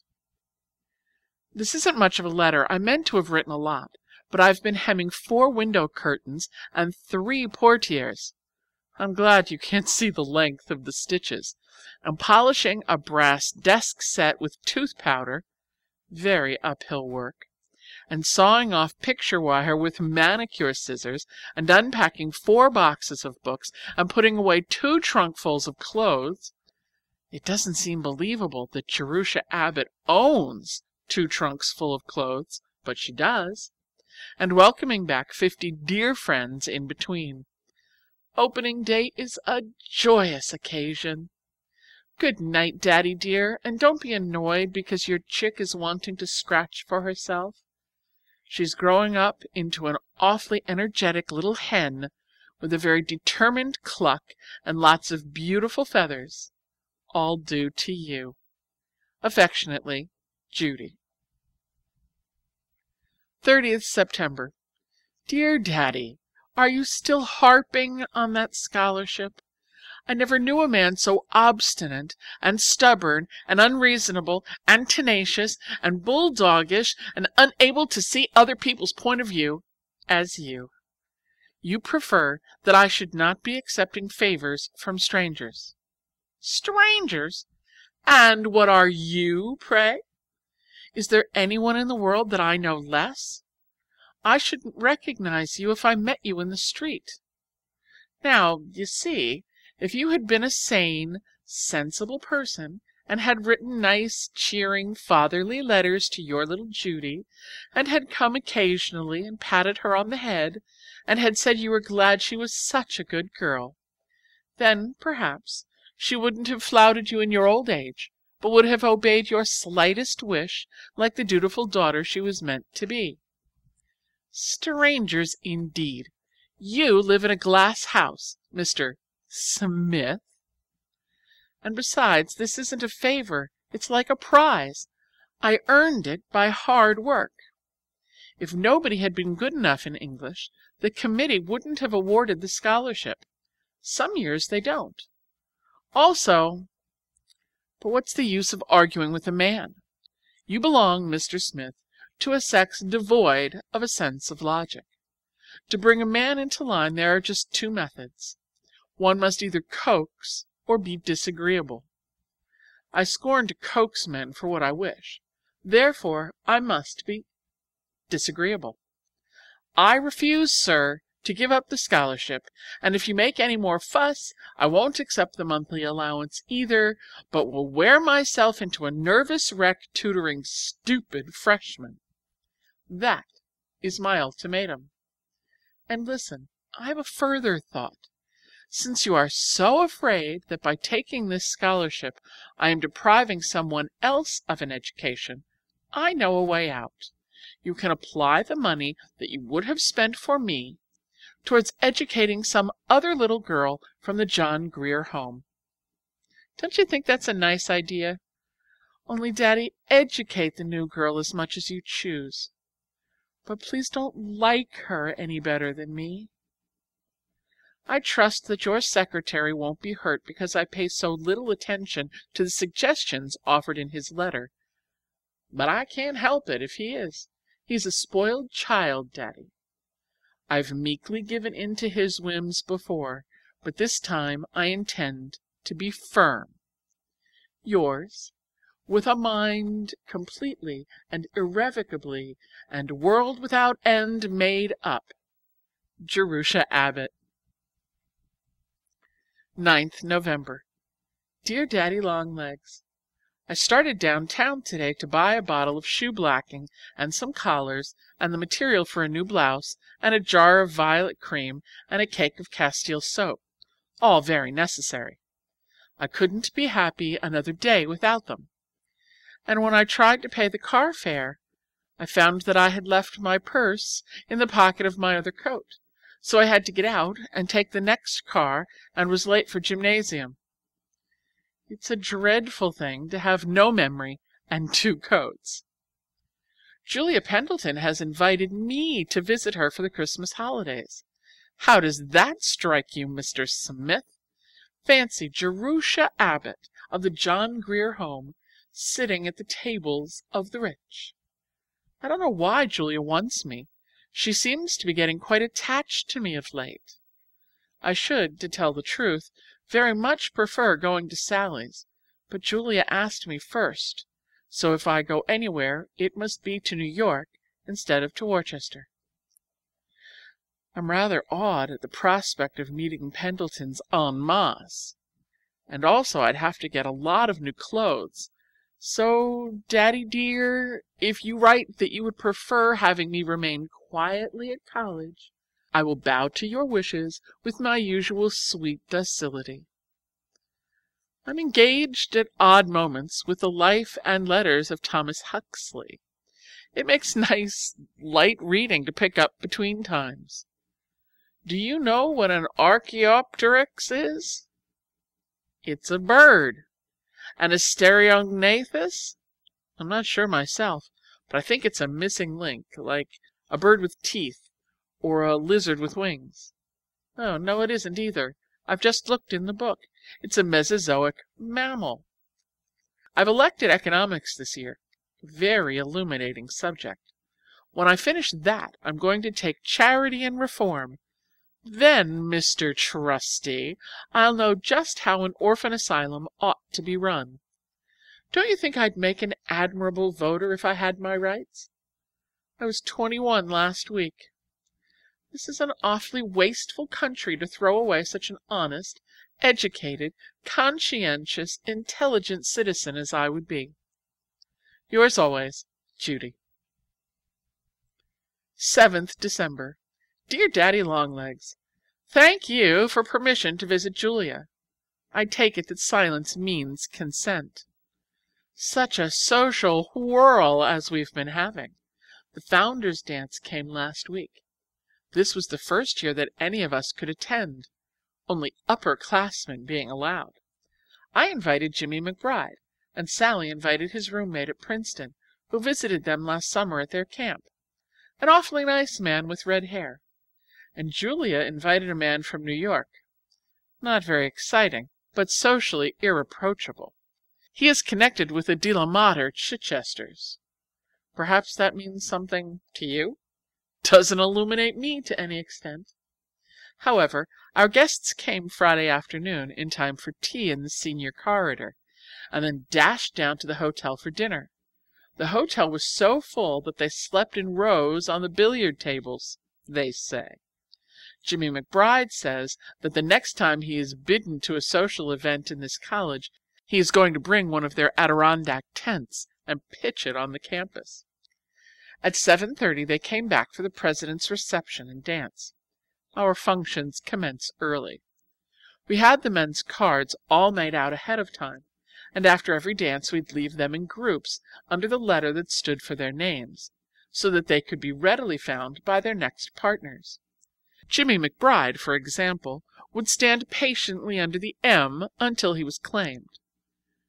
At least he ought to have stood patiently, but he kept wandering off and getting mixed with R's and S's and all sorts of letters. I found him a very difficult guest. He was sulky because he had only 3 dances with me. He said he was bashful about dancing with girls he didn't know. The next morning we had a Glee Club concert, and who do you think wrote the funny new song composed for the occasion? It's the truth. She did. Oh, I tell you, Daddy, your little foundling is getting to be quite a prominent person. Anyway, our gay 2 days were great fun, and I think the men enjoyed it. Some of them were awfully perturbed at first at the prospect of facing 1,000 girls, but they got acclimated very quickly. Our 2 Princeton men had a beautiful time. At least, they politely said they had, and they've invited us to their dance next spring. We've accepted, so please don't object, Daddy dear. Julia and Sally and I had our new dresses. Do you want to hear about them? Julie's was cream satin and gold embroidery, and she wore purple orchids. It was a dream and came from Paris and cost $1 million. Sally's was pale blue, trimmed with Persian embroidery, and went beautifully with red hair. It didn't cost quite $1 million, but was just as effective as Julia's. Mine was pale pink crêpe de chine trimmed with écru lace and rose satin, and I carried crimson roses, which J. McGbee sent, Sally having told him what color to get. And we all had satin slippers and silk stockings and chiffon scarves to match. You must be deeply impressed by these millinery details. One can't help thinking, Daddy, what a colourless life a man is forced to lead, when one reflects that chiffon and Venetian point and hand embroidery and Irish crochet are to him merely empty words, whereas a woman, whether she is interested in babies or microbes or husbands or poetry or servants or parallelograms or gardens or Plato or bridge, is fundamentally and always interested in clothes. It's the one touch of nature that makes the whole world kin. That isn't original. I got it out of one of Shakespeare's plays. However, to resume, do you want me to tell you a secret that I've lately discovered? And will you promise not to think me vain? Then listen. I'm pretty. I am, really. I'd be an awful idiot not to know it with 3 looking-glasses in the room. A friend. P.S. This is one of those wicked anonymous letters you read about in novels. 20th December. Dear Daddy Longlegs, I've just a moment because I must attend 2 classes, pack a trunk and a suitcase, and catch the 4 o'clock train. But I couldn't go without sending a word to let you know how much I appreciate my Christmas box. I love the furs and the necklace and the Liberty scarf and the gloves and handkerchiefs and book and purse, and most of all I love you. But, Daddy, you have no business to spoil me this way. I'm only human, and a girl at that. How can I keep my mind sternly fixed on a studious career when you deflect me with such worldly frivolities? I have strong suspicions now as to which one of the John Grier trustees used to give the Christmas tree and the Sunday ice cream. He was nameless, but by his works I know him. You deserve to be happy for all the good things you do. Goodbye, and a very Merry Christmas. Yours always, Judy. P.S. I am sending a slight token, too. Do you think you would like her if you knew her? 11th January.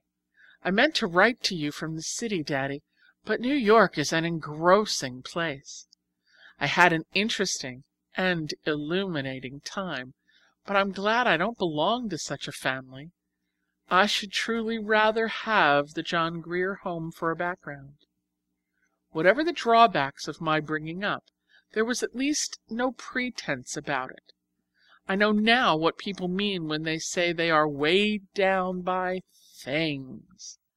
The material atmosphere of that house was crushing. I didn't draw a deep breath until I was on an express train coming back. All the furniture was carved and upholstered and gorgeous. The people I met were beautifully dressed and low-voiced and well-bred. But it's the truth, Daddy. I never heard one word of real talk from the time we arrived until we left. I don't think an idea ever entered the front door. Mrs. Pendleton never thinks of anything but jewels and dressmakers and social engagements. She did seem a different kind of mother from Mrs. McBride. If I ever marry and have a family, I'm going to make them as exactly like the McBrides as I can. Not for all the money in the world would I ever let any children of mine develop into Pendletons. Maybe it isn't polite to criticize people you've been visiting. If it isn't, please excuse. This is very confidential between you and me. I only saw Master Jervie once when he called at tea time, and then I didn't have a chance to speak to him alone. It was really disappointing after our nice time last summer. I don't think he cares much for his relatives, and I'm sure they don't care much for him. Julia's mother says he's unbalanced. He's a socialist, except, thank heaven, he doesn't let his hair grow and wear red ties. She can't imagine where he picked up his queer ideas, the family having been Church of England for generations. He throws away his money on every sort of crazy reform, instead of spending it on such sensible things as yachts and automobiles and polo ponies. He does buy candy with it, though. He sent Julia and me each a box for Christmas. I think I'll be a socialist, too. You wouldn't mind, would you, Daddy? They're quite different from anarchists. They don't believe in blowing people up. Probably I am one by rights. I belong to the proletariat. I haven't determined yet just what kind I'm going to be. I will look into the subject over Sunday and declare my principles in my next. I've seen loads of theaters and hotels and beautiful houses. My mind is a confused jumble of onyx and gilding and mosaic floors and palms.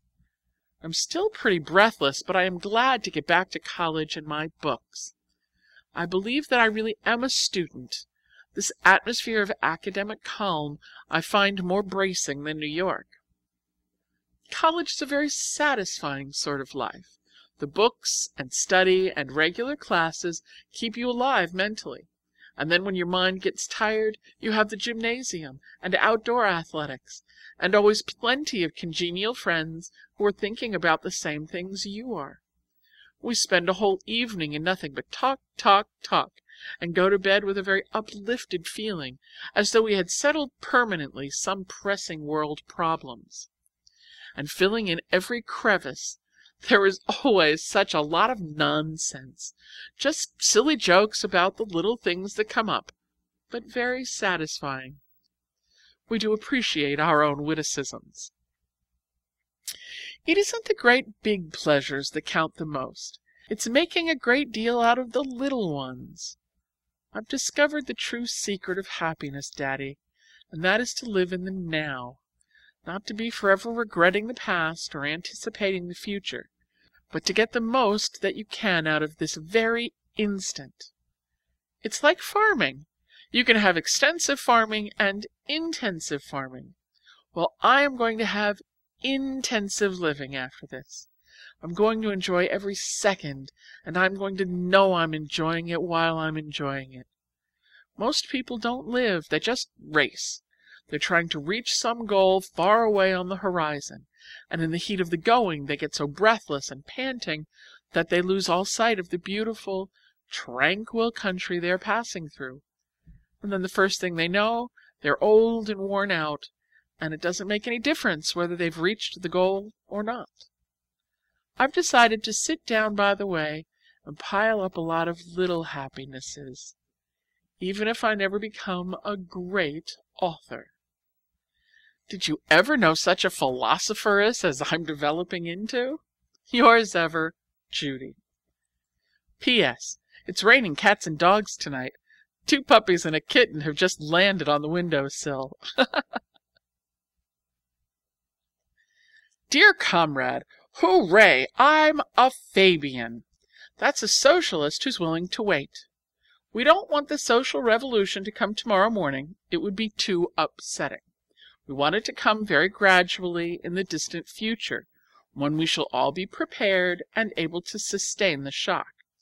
In the meantime, we must be getting ready by instituting industrial, educational, and orphan asylum reforms. Yours with fraternal love, Judy. Monday, 3rd hour, 11th February. Dear D.L.L. Don't be insulted because this is so short. It isn't a letter. It's just a line to say that I'm going to write a letter pretty soon when examinations are over. It's not only necessary that I pass, but pass well. I have a scholarship to live up to. Yours, studying hard, J.A. End of section 6. Section 7. Junior Year Continued. 5th March. Dear Daddy Longlegs, President Cuyler made a speech this evening about the modern generation being flippant and superficial. He says that we are losing the old ideals of earnest endeavor and true scholarship. And particularly is this falling off noticeable in our disrespectful attitude towards organized authority. We no longer pay a seemly deference to our superiors. I came away from chapel very sober. Am I too familiar, Daddy? Ought I to treat you with more dignity and aloofness? Yes, I'm sure I ought. I'll begin again. My dear Mr. Smith, you will be pleased to hear that I passed successfully my mid-year examinations and am now commencing work in the new semester. I am leaving chemistry, having completed the course in qualitative analysis, and am entering upon the study of biology. I approach this subject with some hesitation, as I understand that we dissect angleworms and frogs. An extremely interesting and valuable lecture was given in the chapel last week upon Roman remains in southern France. I have never listened to a more illuminating exposition of the subject. We are reading Wordsworth's Tintern Abbey in connection with our course in English literature. What an exquisite work it is, and how adequately it embodies his conceptions of pantheism. The romantic movement of the early part of the last century, exemplified in the works of such poets as Shelley, Byron, Keats, and Wordsworth, appeals to me very much more than the classical period that preceded it. Speaking of poetry, have you ever read that charming little thing of Tennyson's called Locksley Hall? Oh, I am attending gymnasium very regularly of late. A proctor system has been devised, and failure to comply with the rules causes a great deal of inconvenience. The gymnasium is equipped with a very beautiful swimming tank of cement and marble, the gift of a former graduate. My roommate, Miss McBride, has given me her bathing suit. It shrank so that she can no longer wear it, and I am about to begin swimming lessons. We had delicious pink ice cream for dessert last night. Only vegetable dyes are used in coloring the food. The college is very much opposed, both from aesthetic and hygienic motives, to the use of aniline dyes. The weather of late has been ideal, bright sunshine and clouds interspersed with a few welcome snowstorms. I and my companions have enjoyed our walks to and from classes, particularly from. Trusting, my dear Mr. Smith, that this will find you in your usual good health, I remain most cordially yours, Jerusha Abbott. 24th April. Dear Daddy, spring has come again. You should see how lovely the campus is. I think you might come and look at it for yourself. Master Jervie dropped in again last Friday, but he chose a most unpropitious time, for Sally and Julia and I were just running to catch a train. And where do you think we were going? To Princeton, to attend a dance and a ball game, if you please. I didn't ask you if I might go, because I had a feeling that your secretary would say no. But it was entirely regular. We had leave of absence from college, and Mrs. McBride chaperoned us. We had a charming time, but I still have to omit details. They are too many and complicated. Saturday. Up before dawn. The night watchman called us, 6 of us, and we made coffee in a chafing dish. You never saw so many grounds. And walked 2 miles to the top of One Tree Hill to see the sun rise. We had to scramble up the last slope. The sun almost beat us. And perhaps you think we didn't bring back appetites to breakfast? Dear me, Daddy, I seem to have a very ejaculatory style today. This page is peppered with exclamations. I meant to have written a lot about the budding trees and the new cinder path in the athletic field and the awful lesson we have in biology for tomorrow, and the new canoes on the lake, and Catherine Prentice who has pneumonia, and Prexy's Angora kitten that strayed from home and has been boarding in Ferguson Hall for 2 weeks until a chambermaid reported it, and about my 3 new dresses, white and pink and blue polka dots, with a hat to match. But I'm too sleepy. I'm always making this excuse, am I not? But a girls' college is a busy place, and we do get tired by the end of the day, particularly when the day begins at dawn. Affectionately, Judy.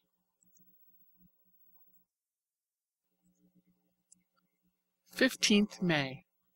Dear Daddy Longlegs, is it good manners when you get into a car just to stare straight ahead and not see anybody else? A very beautiful lady in a very beautiful velvet dress got into the car today, and without the slightest expression sat for 15 minutes and looked at a sign advertising suspenders. Doesn't seem polite to ignore everybody else as though you were the only important person present. Anyway, you miss a lot. While she was absorbing that silly sign, I was studying a whole car full of interesting human beings. The accompanying illustration is hereby reproduced for the first time. It looks like a spider on the end of a string, but it isn't at all. It's a picture of me learning to swim in the tank in the gymnasium. The instructor hooks a rope into a ring at the back of my belt and runs it through a pulley in the ceiling. It would be a beautiful system if one had perfect confidence in the probity of one's instructor. I'm always afraid, though, that she will let the rope get slack, so I keep one anxious eye on her and swim with the other. And with this divided interest I do not make the progress that I otherwise might. Very miscellaneous weather we're having of late. It was raining when I commenced, and now the sun is shining. Sally and I are going out to play tennis, thereby gaining exemption from gym. A week later. I should have finished this letter long ago, but I didn't. You don't mind, do you, Daddy, if I'm not very regular? I really do love to write to you. It gives me such a respectable feeling of having some family. Would you like me to tell you something? You are not the only man to whom I write letters. There are 2 others. I have been receiving beautiful long letters this winter from Master Jervie, with typewritten envelopes, so Julia won't recognize the writing. Did you ever hear anything so shocking? And every week or so a very scrawly epistle, usually on yellow tablet paper, arrives from Princeton, all of which I answer with business-like promptness. So you see, I'm not so different from other girls. I get letters, too. Did I tell you that I have been elected a member of the Senior Dramatic Club? Very recherche organization. Only 75 members out of 1,000. Do you think as a consistent socialist that I ought to belong? What do you suppose is at present engaging my attention in sociology? I'm writing, figurez-vous, a paper on the care of dependent children. The professor shuffled up his subjects and dealt them out promiscuously, and that fell to me. C'est drôle ça, n'est-ce pas? There goes the gong for dinner. I'll post this as I pass the box. Affectionately, J. 4th June. Dear Daddy, very busy time. Commencement in 10 days, examinations tomorrow. Lots of studying, lots of packing, and the outdoor world so lovely that it hurts you to stay inside. But never mind, vacation's coming. Julia is going abroad this summer. It makes the 4th time. No doubt about it, Daddy, goods are not distributed evenly. Sally, as usual, goes to the Adirondacks. And what do you think I'm going to do? You may have 3 guesses. Lock Willow? Wrong. The Adirondacks with Sally? Wrong. I'll never attempt that again. I was discouraged last year. Can't you guess anything else? You're not very inventive.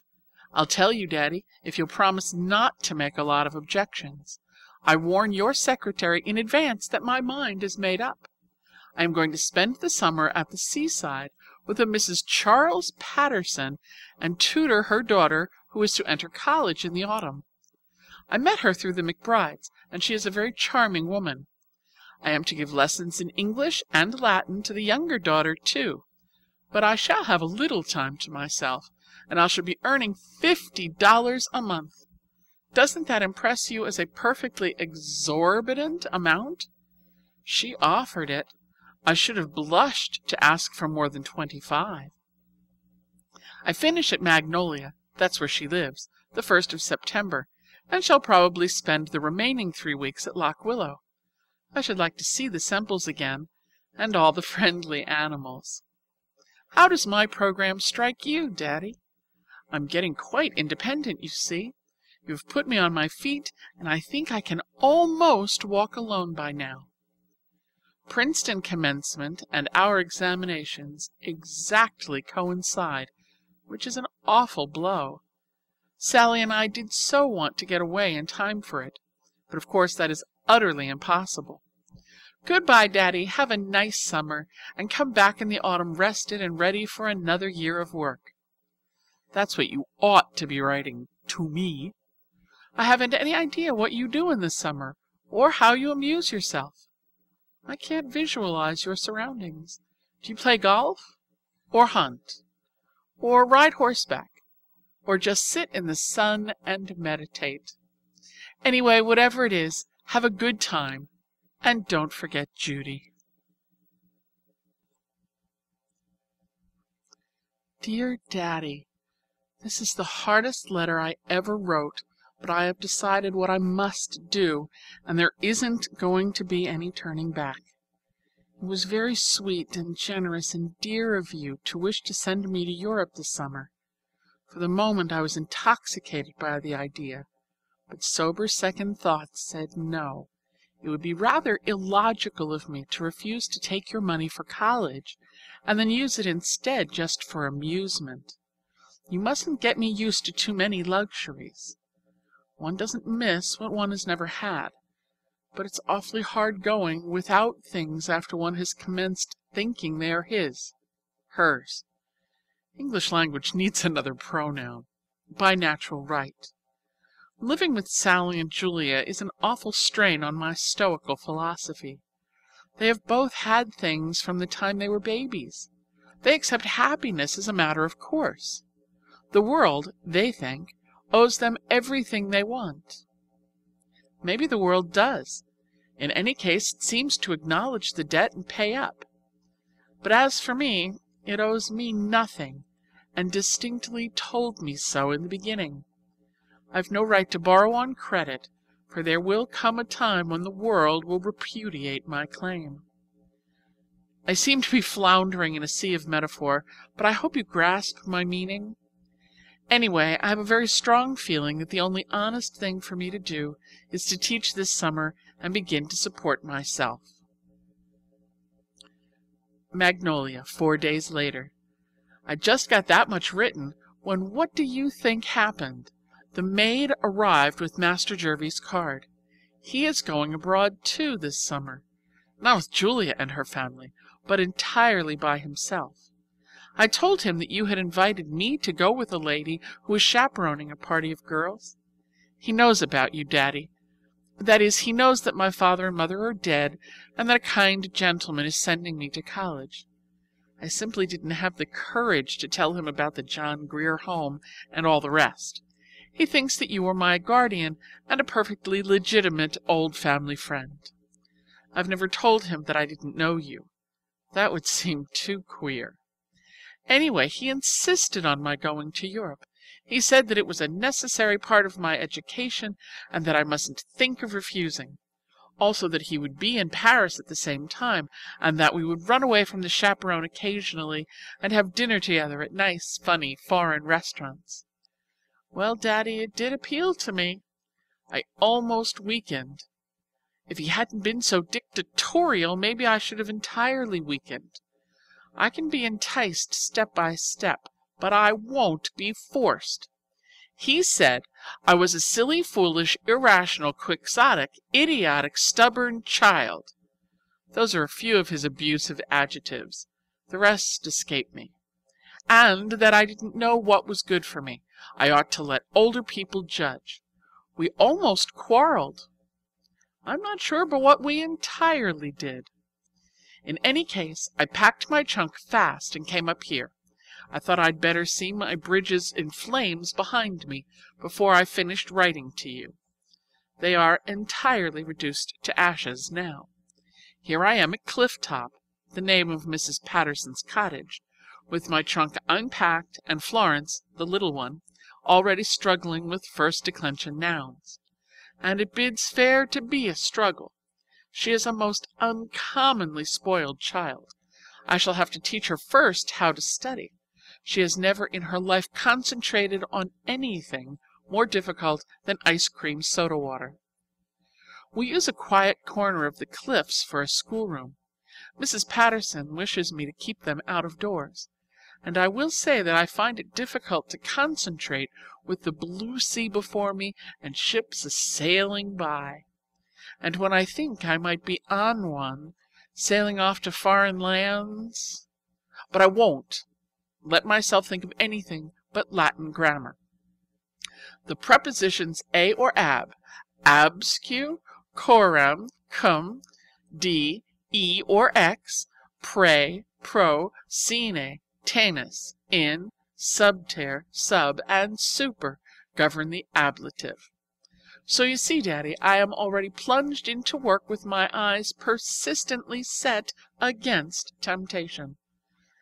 Don't be cross with me, please, and don't think that I do not appreciate your kindness, for I do always, always. The only way I can ever repay you is by turning out a very useful citizen. Are women citizens? Well, I don't suppose they are. Anyway, a very useful person.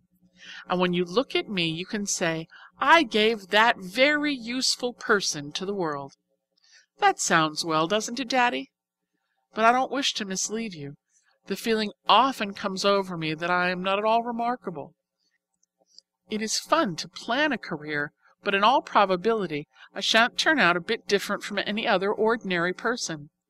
I may end by marrying an undertaker and being an inspiration to him in his work. Yours ever, Judy. 19th August. Dear Daddy Longlegs, my window looks out on the loveliest landscape, oceanscape rather, nothing but water and rocks. The summer goes. I spend the morning with Latin and English and algebra and my two stupid girls. I don't know how Marion is ever going to get into college or stay in after she gets there. As for Florence, she's hopeless, but oh, such a little beauty. I don't suppose it matters in the least whether they are stupid or not, so long as they're pretty. One can't help thinking, though, how their conversation will bore their husbands, unless they are fortunate enough to obtain stupid husbands. I suppose that's quite possible. The world seems to be filled with stupid men. I've met a number this summer. In the afternoon we take a walk on the cliffs, or swim if the tide is right. I can swim in salt water with the utmost ease. You see, my education is already being put to use. A letter comes from Mr. Jervis Pendleton in Paris. Rather a short, concise letter. I'm not quite forgiven yet for refusing to follow his advice. However, if he gets back in time, he will see me for a few days at Lock Willow before college opens. And if I am very nice and sweet and docile, I shall, I am led to infer, be received into favor again. Also a letter from Sally. She wants me to come to their camp for 2 weeks in September. Must I ask your permission, or haven't I yet arrived at the place where I can do as I please? Yes, I'm sure I have. I'm a senior, you know. Having worked all summer, I feel like taking a little healthful recreation. I want to see the Adirondacks. I want to see Sally. I want to see Sally's brother. He's going to teach me to canoe. And we come to my chief motive, which is mean. I want Master Jervie to arrive at Lock Willow and find me not there. I must show him that he can't dictate to me. No one can dictate to me but you, Daddy, and you can't always. I'm off for the woods. Judy. Camp McBride, 6th September. Dear Daddy, your letter didn't come in time, I'm pleased to say. If you wish your instructions to be obeyed, you must have your secretary transmit them in less than 2 weeks. As you observe, I am here, and have been for 5 days. The woods are fine, and so is the camp, and so is the weather, and so are the McBrides, and so is the whole world. I'm very happy. There's Jimmy calling for me to come canoeing. Goodbye. Sorry to have disobeyed, but why are you so persistent about not wanting me to play a little? When I've worked all the summer, I deserve 2 weeks. You are awfully dog-in-the-mangerish. However, I love you still, Daddy, in spite of all your faults. Judy. End of section 7. Section 8. Senior Year. 3rd October. Dear Daddy Longlegs, back at college and a senior, also editor of the monthly. It doesn't seem possible, does it, that so sophisticated a person just 4 years ago was an inmate of the John Grier Home. We do arrive fast in America. What do you think of this? A note from Master Jervie, directed to Lock Willow, and forwarded here. He's sorry, but he finds he can't get up there this autumn.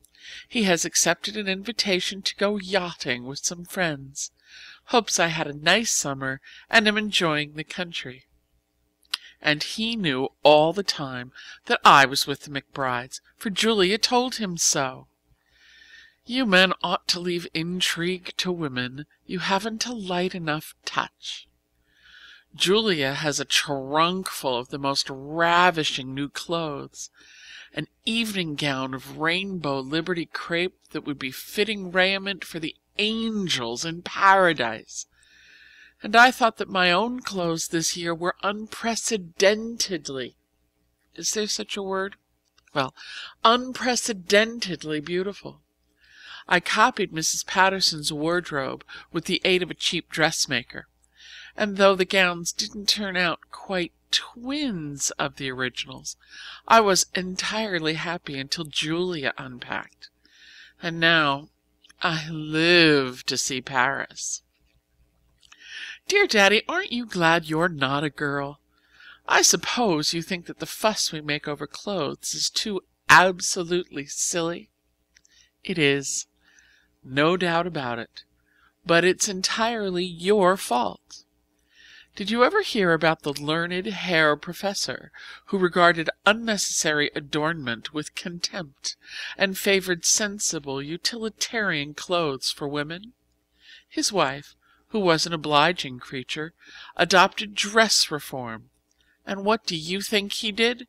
He eloped with a chorus girl. Yours ever, Judy. P.S. The chambermaid in our corridor wears blue checked gingham aprons. I'm going to get her some brown ones instead, and sink the blue ones in the bottom of the lake. I have a reminiscent chill every time I look at them. 17th November. Dear Daddy Longlegs, such a blight has fallen over my literary career. I don't know whether to tell you or not, but I would like some sympathy. Silent sympathy, please. Don't reopen the wound by referring to it in your next letter. I've been writing a book, all last winter in the evenings, and all the summer when I wasn't teaching Latin to my 2 stupid children. I just finished it before college opened and sent it to a publisher. He kept it 2 months, and I was certain he was going to take it. But yesterday morning an express parcel came, 30 cents due, and there it was back again with a letter from the publisher. A very nice, fatherly letter, but frank. He said he saw from the address that I was still at college, and if I would accept some advice, he would suggest that I put all of my energy into my lessons and wait until I graduated before beginning to write. He enclosed his reader's opinion. Here it is. Plot highly improbable, characterization exaggerated, conversation unnatural, a good deal of humor, but not always in the best of taste. Tell her to keep on trying, and in time she may produce a real book. Not on the whole flattering, is it, Daddy? And I thought I was making a notable addition to American literature. I did, truly. I was planning to surprise you by writing a great novel before I graduated. I collected the material for it while I was at Julia's last Christmas. But I dare say the editor is right. Probably 2 weeks was not enough in which to observe the manners and customs of a great city. I took it walking with me yesterday afternoon, and when I came to the gas house, I went in and asked the engineer if I might borrow his furnace. He politely opened the door, and with my own hands I chucked it in. I felt as though I had cremated my only child. I went to bed last night utterly dejected. I thought I was never going to amount to anything, and that you had thrown away your money for nothing. But what do you think? I woke up this morning with a beautiful new plot in my head, and I've been going about all day planning my characters, just as happy as I could be. No one can ever accuse me of being a pessimist. If I had a husband and 12 children swallowed by an earthquake one day, I'd bob up smiling the next morning and commence to look for another set. Affectionately, Judy. 14th December. Dear Daddy Longlegs, I dreamed the funniest dream last night. I thought I went into a bookstore, and the clerk brought me a new book named The Life and Letters of Judy Abbott. I could see it perfectly plainly. Red cloth binding with a picture of the John Grier home on the cover, and my portrait for a frontispiece, with Very truly yours, Judy Abbott, written below. But just as I was turning to the end to read the inscription on my tombstone, I woke up. It was very annoying. I almost found out whom I'm going to marry and when I'm going to die. Don't you think it would be interesting if you could really read the story of your life, written perfectly truthfully by an omniscient author? And suppose you could only read it on this condition, that you would never forget it, but would have to go through life knowing ahead of time exactly how everything you did would turn out, and foreseeing to the exact hour the time when you would die. How many people do you suppose would have the courage to read it then? Or how many could suppress their curiosity sufficiently to escape from reading it, even at the price of having to live without hope and without surprises? Life is monotonous enough at best. You have to eat and sleep about so often. But imagine how deadly monotonous it would be if nothing unexpected could happen between meals. Mercy, Daddy, there's a blot, but I'm on the 3rd page and I can't begin a new sheet. I'm going on with biology again this year. Very interesting subject. We're studying the alimentary system at present. You should see how sweet a cross-section of the duodenum of a cat is under the microscope. Also, we've arrived at philosophy. Interesting but evanescent. I prefer biology, where you can pin the subject under discussion to a board. There's another, and another. This pen is weeping copiously. Please excuse its tears. Do you believe in free will? I do, unreservedly. I don't agree at all with the philosophers who think that every action is the absolutely inevitable and automatic result of an aggregation of remote causes. That's the most immoral doctrine I ever heard. Nobody would be to blame for anything. If a man believed in fatalism, he would naturally just sit down and say, "The Lord's will be done," and continue to sit until he fell over dead. I believe absolutely in my own free will and my own power to accomplish. That is the belief that moves mountains. You watch me become a great author. I have 4 chapters of my new book finished and 5 more drafted. This is a very abstruse letter. Does your head ache, Daddy? I think we'll stop now and make some fudge. I'm sorry I can't send you a piece. It will be unusually good, for we're going to make it with real cream and 3 butterballs. Yours affectionately, Judy. P.S. We're having fancy dancing in gymnasium class. You can see by the accompanying picture how much we look like real ballet.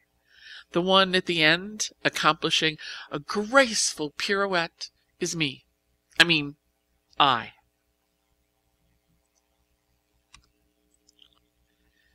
26th December. My dear, dear Daddy, haven't you any sense? Don't you know that you mustn't give one girl 17 Christmas presents? I'm a socialist. Please remember. Do you wish to turn me into a plutocrat? Think how embarrassing it would be if we should ever quarrel. I should have to engage a moving van to return your gifts. I am sorry that the necktie I sent was so wobbly. I knit it with my own hands, as you doubtless discovered from internal evidence. You will have to wear it on cold days and keep your coat buttoned up tight. Thank you, Daddy, 1,000 times. I think you're the sweetest man that ever lived, and the foolishest. Judy. Here's a 4-leaf clover from Camp McBride to bring you good luck for the new year. 9th January. Do you wish to do something, Daddy, that will ensure your eternal salvation? There's a family here who are in awfully desperate straits. A mother and father and 4 visible children. The 2 older boys have disappeared into the world to make their fortune and have not sent any of it back. The father worked in a glass factory and got consumption. It's awfully unhealthy work, and now has been sent away to a hospital. That took all their savings, and the support of the family falls upon the oldest daughter, who is 24. She dressmakes for $1.50 a day, when she can get it, and embroiders centerpieces in the evening. The mother isn't very strong, and is extremely ineffectual and pious. She sits with her hands folded, a picture of patient resignation, while the daughter kills herself with overwork and responsibility and worry. She doesn't see how they're going to get through the rest of the winter. And I don't either. $100 would buy some coal and some shoes for 3 children so that they could go to school, and give a little margin so that she needn't worry herself to death when a few days pass and she doesn't get work. You're the richest man I know. Don't you suppose you could spare $100? That girl deserves help a lot more than I ever did. I wouldn't ask it except for the girl. I don't care much what happens to the mother. She's such a jellyfish. The way people are forever rolling their eyes to heaven and saying perhaps it's all for the best, when they are perfectly dead sure it's not, makes me enraged. Humility or resignation or whatever you choose to call it is simply impotent inertia. I'm for a more militant religion. We are getting the most dreadful lessons in philosophy. All of Schopenhauer for tomorrow. The professor doesn't seem to realize that we are taking any other subject. He's a queer old duck. He goes about with his head in the clouds and blinks dazedly when occasionally he strikes solid earth. He tries to lighten his lectures with an occasional witticism, and we do our best to smile, but I assure you his jokes are no laughing matter. He spends his entire time between classes in trying to figure out whether matter really exists or whether he only thinks it exists. I'm sure my sewing girl hasn't any doubt but that it exists. Where do you think my new novel is? In the wastebasket. I can see myself that it's no good on earth, and when a loving author realizes that, what would be the judgment of a critical public? Later. I address you, Daddy, from a bed of pain. For 2 days I've been laid up with swollen tonsils. I can just swallow hot milk, and that is all. What were your parents thinking of not to have those tonsils out when you were a baby? The doctor wished to know. I'm sure I haven't an idea, but I doubt they were thinking much about me. Yours, J.A. Next morning. I just read this over before sealing it. I don't know why I cast such a misty atmosphere over life. I hasten to assure you that I am young and happy and exuberant, and I trust you are the same. Youth has nothing to do with birthdays, only with alivedness of spirit. So even if your hair is gray, Daddy, you can still be a boy. Affectionately, Judy. 12th January.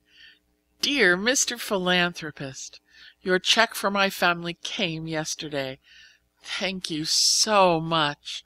I cut gymnasium and took it down to them right after luncheon, and you should have seen the girl's face. She was so surprised and happy and relieved that she looked almost young, and she's only 24. Isn't it pitiful? Anyway, she feels now as though all the good things were coming together. She has steady work ahead for 2 months. Someone's getting married and there's a trousseau to make. Thank the good Lord, cried the mother when she grasped the fact that the small piece of paper was $100. It wasn't the good Lord at all, said I. It was Daddy Longlegs. Mr. Smith, I called you. But it was the good Lord who put it in his mind, said she. Not at all. I put it in his mind myself, said I. But anyway, Daddy, I trust the good Lord will reward you suitably. You deserve 10,000 years out of purgatory. Yours most gratefully, Judy Abbott. 15th February. May it please your most excellent Majesty. This morning I did eat my breakfast upon a cold turkey pie and a goose, and I did send for a cup of tea, a China drink, of which I had never drank before. Don't be nervous, Daddy. I haven't lost my mind. I'm merely quoting Samuel Pepys. We're reading him in connection with English history, original sources. Sally and Julia and I converse now in the language of 1660. Listen to this. I went to Charing Cross to see Major Harrison hanged, drawn, and quartered. He was looking as cheerful as any man could do in that condition. And this, dined with my lady, who is in handsome mourning for her brother, who died yesterday of spotted fever. Seems a little early to commence entertaining, doesn't it? A friend of Pepys devised a very cunning manner whereby the king might pay his debts out of the sale to poor people of old decayed provisions. What do you, a reformer, think of that? I don't believe we're so bad today as the newspapers make out. Samuel was as excited about his clothes as any girl. He spent 5 times as much on dress as his wife. That appears to have been the golden age of husbands. Isn't this a touching entry? You see, he really was honest. Today came home my fine camlet cloak with gold buttons, which cost me much money, and I pray God to make me able to pay for it. Excuse me for being full of Pepys. I'm writing a special topic on him. What do you think, Daddy? The Self-Government Association has abolished the 10 o'clock rule. We can keep our lights on all night if we choose, the only requirement being that we do not disturb others. We are not supposed to entertain on a large scale. The result is a beautiful commentary on human nature. Now that we may stay up as long as we choose, we no longer choose. Our heads begin to nod at 9 o'clock, and by 9:30 the pen drops from our nerveless grasp. It's 9:30 now. Good night. Sunday. Just back from church. Preacher from Georgia. We must take care, he says, not to develop our intellects at the expense of our emotional natures. But methought it was a poor, dry sermon. Pepys again. It doesn't matter what part of the United States or Canada they come from, or what denomination they are, we always get the same sermon. Why on earth don't they go to men's colleges and urge the students not to allow their manly natures to be crushed out by too much mental application? It's a beautiful day, frozen and icy and clear. As soon as dinner is over, Sally and Julia and Marty Keene and Eleanor Pratt, friends of mine, but you don't know them, and I are going to put on short skirts and walk cross-country to Crystal Spring Farm and have a fried chicken and waffle supper, and then have Mr. Crystal Spring drive us home in his buckboard. We are supposed to be inside the campus at 7, but we're going to stretch a point tonight and make it 8. Farewell, kind sir. I have the honor of subscribing myself your most loyal, dutiful, faithful, and obedient servant, J. Abbott.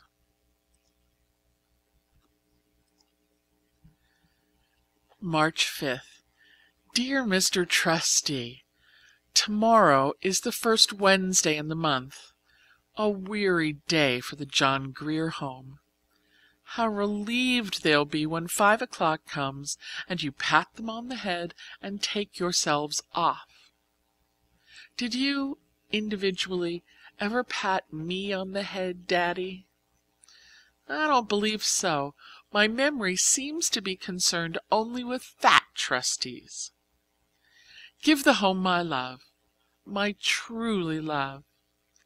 I have quite a feeling of tenderness for it as I look back through a haze of 4 years.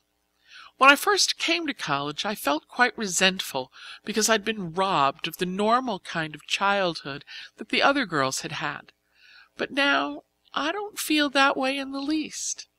I regard it as a very unusual adventure. It gives me a sort of vantage point from which to stand aside and look at life. Emerging full grown, I get a perspective on the world that other people who have been brought up in the thick of things entirely lack. I know lots of girls, Julia for instance, who never know that they are happy. They are so accustomed to the feeling that their senses are deadened to it.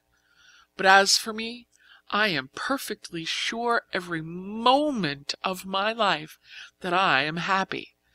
And I'm going to keep on being, no matter what unpleasant things turn up. I'm going to regard them, even toothaches, as interesting experiences, and be glad to know what they feel like. Whatever sky's above me, I've a heart for any fate. However, Daddy, don't take this new affection for the JGH too literally.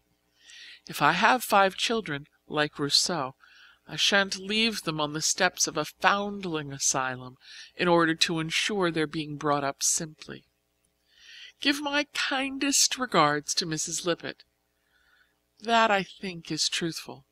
Love would be a little strong. And don't forget to tell her what a beautiful nature I've developed. Affectionately, Judy. Lock Willow, 4th April. Dear Daddy, do you observe the postmark? Sally and I are embellishing Lock Willow with our presents during the Easter vacation. We decided that the best thing we could do with our 10 days was to come where it is quiet. Our nerves had got to the point where they wouldn't stand another meal in Ferguson. Dining in a room with 400 girls is an ordeal when you are tired.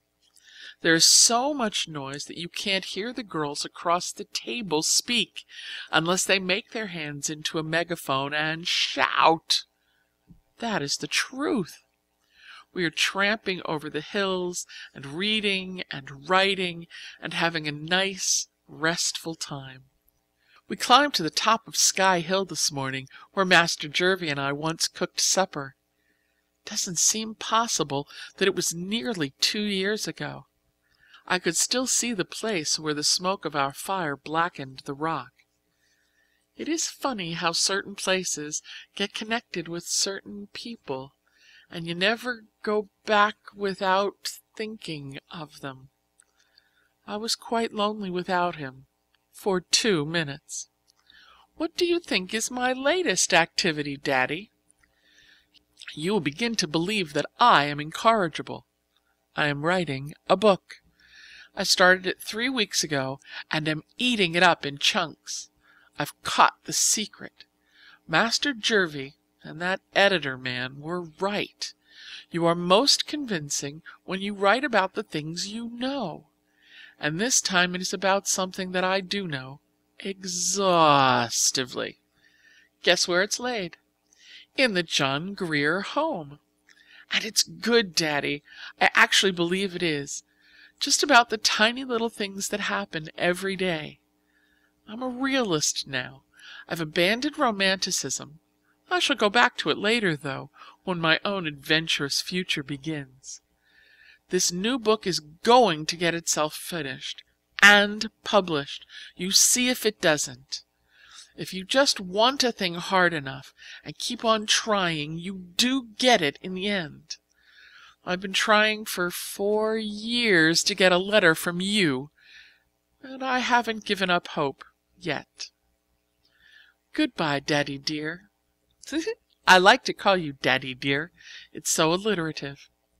Affectionately, Judy. P.S. I forgot to tell you the farm news, but it's very distressing. Skip this postscript if you don't want your sensibilities all wrought up. Poor old Grove is dead. He got so that he couldn't chew, and they had to shoot him. 9 chickens were killed by a weasel or a skunk or a rat last week. One of the cows is sick, and we had to have the veterinary surgeon out from Bonnyrigg 4 Corners. Amasai stayed up all night to give her linseed oil and whiskey, but we have an awful suspicion that the poor sick cow got nothing but linseed oil. Sentimental Tommy, the tortoise-shell cat, has disappeared, and we are afraid he has been caught in a trap. There are lots of troubles in the world. 17th May. Dear Daddy Longlegs, this is going to be extremely short because my shoulder aches at the sight of a pen. Lecture notes all day, immortal novel all evening.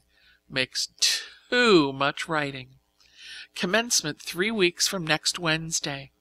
I think you might come and make my acquaintance.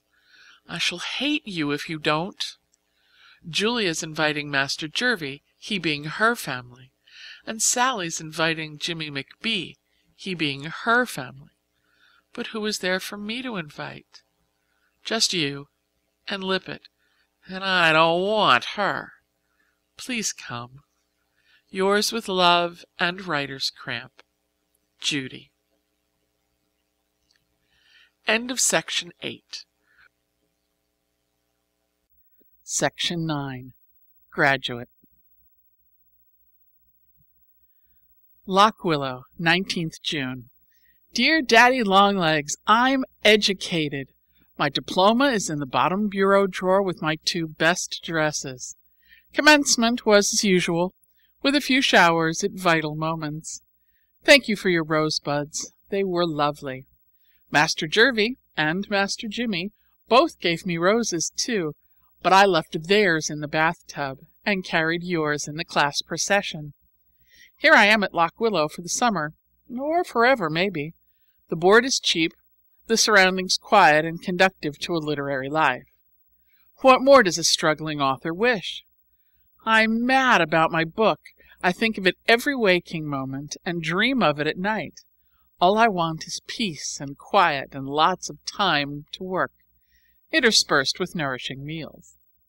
Master Jervie is coming up for a week or so in August, and Jimmy McBride is going to drop in sometime through the summer. He's connected with a bond house now and goes about the country selling bonds to banks. He's going to combine the Farmers' National at the Corners and me on the same trip. You see that Lock Willow isn't entirely lacking in society. I'd be expecting to have you come motoring through.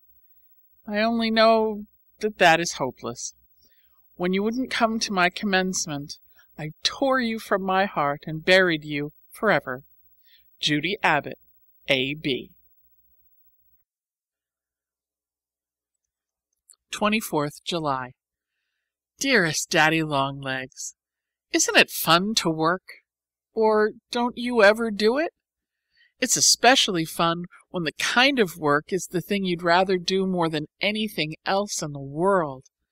I've been writing as fast as my pen would go every day this summer, and my only quarrel with life is that the days aren't long enough to write all the beautiful and valuable and entertaining thoughts I'm thinking.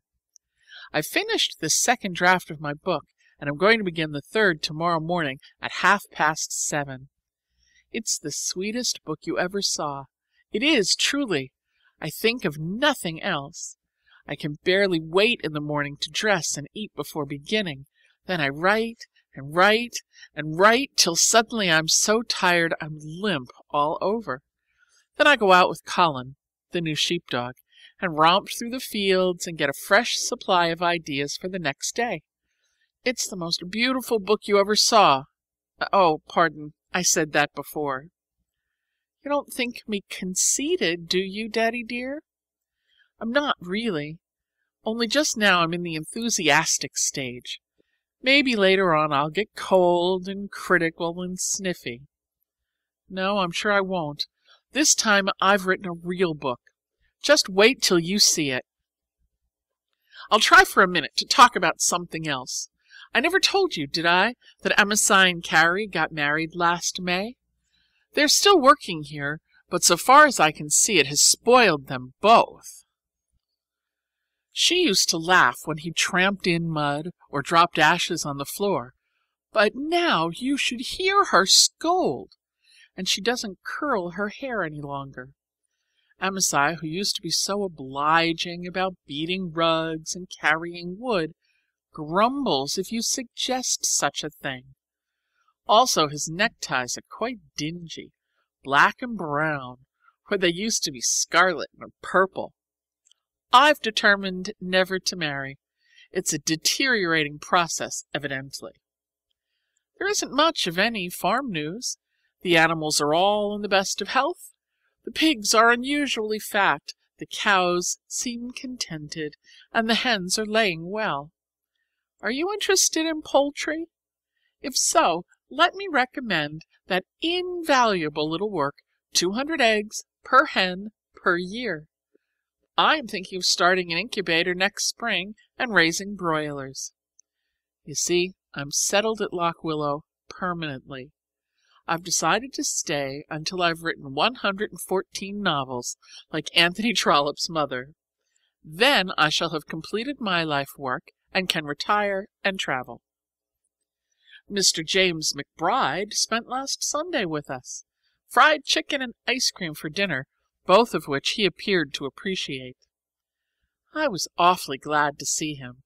He brought a momentary reminder that the world at large exists. Poor Jimmy is having a hard time peddling his bonds. The Farmers' National at the Corners wouldn't have anything to do with them, in spite of the fact that they pay 6% interest, and sometimes 7%. I think he'll end up by going home to Worcester and taking a job in his father's factory. He's too open and confiding and kind-hearted ever to make a successful financier. But to be the manager of a flourishing overall factory is a very desirable position, don't you think? Just now he turns up his nose at overalls, but he'll come to them. I hope you appreciate the fact that this is a long letter from a person with writer's cramp. But I still love you, Daddy dear, and I'm very happy. With beautiful scenery all about, and lots to eat, and a comfortable 4-post bed, and a ream of blank paper, and a pint of ink, what more does one want in the world? Yours as always, Judy. P.S. The postman arrives with some more news. We are to expect Master Jervie on Friday next to spend a week. That's a very pleasant prospect, only I'm afraid my poor book will suffer. Master Jervie is very demanding. 27th August. Dear Daddy Longlegs, where are you, I wonder? I never know what part of the world you are in, but I hope you are not in New York during this awful weather. I hope you're on a mountain peak, but not in Switzerland, somewhere nearer, looking at the snow and thinking about me. Please be thinking about me. I'm quite lonely, and I want to be thought about. Oh, Daddy, I wish I knew you. Then, when we were unhappy, we could cheer each other up. I don't think I can stand much more of Lock Willow. I'm thinking of moving. Sally is going to do settlement work in Boston next winter. Don't you think it would be nice for me to go with her? Then we could have a studio together. I would write while she settled, and we could be together in the evenings. Evenings are very long when there's no one but the Semples and Carrie and Amasai to talk to. I know in advance that you won't like my studio idea. I can read your secretary's letter now. Miss Jerusha Abbott, dear Madam, Mr. Smith prefers that you remain at Lock Willow. Yours truly, Elmer H. Griggs. I hate your secretary. I am certain that a man named Elmer H. Griggs must be horrid. But truly, Daddy, I think I shall have to go to Boston. I can't stay here. If something doesn't happen soon, I shall throw myself into the silo pit out of sheer desperation. Mercy, but it's hot. All the grass is burnt up, and the brooks are dry, and the roads are dusty. It hasn't rained for weeks and weeks. This letter sounds as though I had hydrophobia, but I haven't. I just want some family. Goodbye, my dearest Daddy. I wish I knew you. Judy. Lock Willow, 19th September. Dear Daddy, something has happened and I need advice. I need it from you and from nobody else in the world. Wouldn't it be possible for me to see you? It's so much easier to talk than to write. And I'm afraid your secretary might open the letter. Judy. P.S. I'm very unhappy. Lock Willow, 3rd October. Dear Daddy Longlegs, your note written in your own hand, and a pretty wobbly hand, came this morning. Oh, I'm so sorry that you've been ill. I wouldn't have bothered you with my affairs if I had known. Yes, I will tell you the trouble, but it's sort of complicated to write, and very private. Please don't keep this letter, but burn it. Before I begin, here's a check for $1,000. It seems funny, doesn't it, for me to be sending a check to you? Where do you think I got it?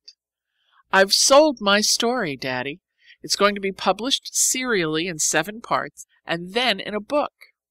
You might think I'd be wild with joy, but I'm not. I'm entirely apathetic. Of course, I'm glad to be paying you. I owe you over 2,000 more. It's coming in installments. Now, don't be horrid, please, about taking it, because it makes me happy to return it. I owe you a great deal more than the mere money, and the rest I will continue to pay all my life in gratitude and affection. And now, Daddy, about the other thing. Please give me your most worldly advice, whether you think I'll like it or not. You know that I've always had a very special feeling towards you. You sort of represented my whole family. But you won't mind, will you, if I tell you that I have a very much more special feeling for another man? You can probably guess without much trouble who he is. I suspect that my letters have been very full of Master Jervie for a long time. I wish I could make you understand what he is like and how entirely companionable we are. We think the same about everything. I'm afraid I have a tendency to make over my ideas to match his, but he is almost always right. He ought to be, you know, for he has 14 years' start of me. In other ways, though, he's just an overgrown boy, and he does need looking after. He hasn't any sense about wearing rubbers when it rains. He and I always think the same things are funny, and that is such a lot. It's dreadful when 2 people's senses of humor are antagonistic. I don't believe there's any bridging that gulf. And he is, oh, well, he is just himself, and I miss him, and miss him, and miss him. The whole world seems empty and aching. I hate the moonlight because it's beautiful, and he isn't here to see it with me. But maybe you've loved somebody, too, and you know? If you have, I don't need to explain. If you haven't, I can't explain. Anyway, that's the way I feel, and I've refused to marry him. I didn't tell him why. I was just dumb and miserable. I couldn't think of anything to say. And now he's gone away, imagining that I want to marry Jimmy McBride. I don't in the least. I wouldn't think of marrying Jimmy. He isn't grown up enough. But Master Jervie and I got into a dreadful muddle of misunderstanding, and we both hurt each other's feelings. The reason I sent him away was not because I didn't care for him, but because I cared for him so much. I was afraid he would regret it in the future, and I couldn't stand that. It didn't seem right for a person of my lack of antecedents to marry into any such family as his. I never told him about the orphan asylum, and I hated to explain that I didn't know who I was. I may be dreadful, you know, and his family are proud, and I'm proud too. Also, I felt sort of bound to you. After having been educated to be a writer, I must at least try to be one. It would scarcely be fair to accept your education and then go off and not use it. But now that I'm going to be able to pay back the money, I feel that I have partially discharged that debt. Besides, I suppose I could keep on being a writer, even if I did marry. The 2 professions are not necessarily exclusive. I've been thinking very hard about it. Of course, he is a socialist, and he has unconventional ideas. Maybe he wouldn't mind marrying into the proletariat so much as some men might. Perhaps when 2 people are exactly in accord, and always happy when together and lonely when apart, they ought not to let anything in the world stand between them. Of course, I want to believe that, but I'd like to get your unemotional opinion. You probably belong to a family also, and will look at it from a worldly point of view and not just a sympathetic, human point of view. So you see how brave I am to lay it before you? Suppose I go to him and explain that the trouble isn't Jimmy, but is the John Grier home. Would that be a dreadful thing for me to do?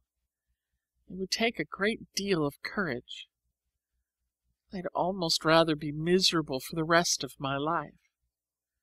This happened nearly 2 months ago. I haven't heard a word from him since he was here. I was just getting sort of acclimated to the feeling of a broken heart when a letter came from Julia that stirred me all up again. She said, very casually, that Uncle Jervis had been caught out all night in a storm when he was hunting in Canada, and had been ill ever since with pneumonia. And I never knew it. I was feeling hurt because he had just disappeared into blankness without a word. I think he's pretty unhappy, and I know I am. What seems to you the right thing for me to do? Judy. 6th October. Dearest Daddy Longlegs, yes, certainly I'll come at 4:30 next Wednesday afternoon. Of course I can find the way. I've been in New York 3 times and am not quite a baby. I can't believe that I am really going to see you. I've been just thinking you for so long that it hardly seems as though you are a tangible, flesh and blood person. You are awfully good, Daddy, to bother yourself with me when you're not strong. Take care and don't catch cold. These fall rains are very damp. Affectionately, Judy. P.S. I've just had an awful thought. Have you a butler? I'm afraid of butlers, and if one opens the door I shall faint upon the step. What can I say to him? You didn't tell me your name. Shall I ask for Mr. Smith? Thursday morning.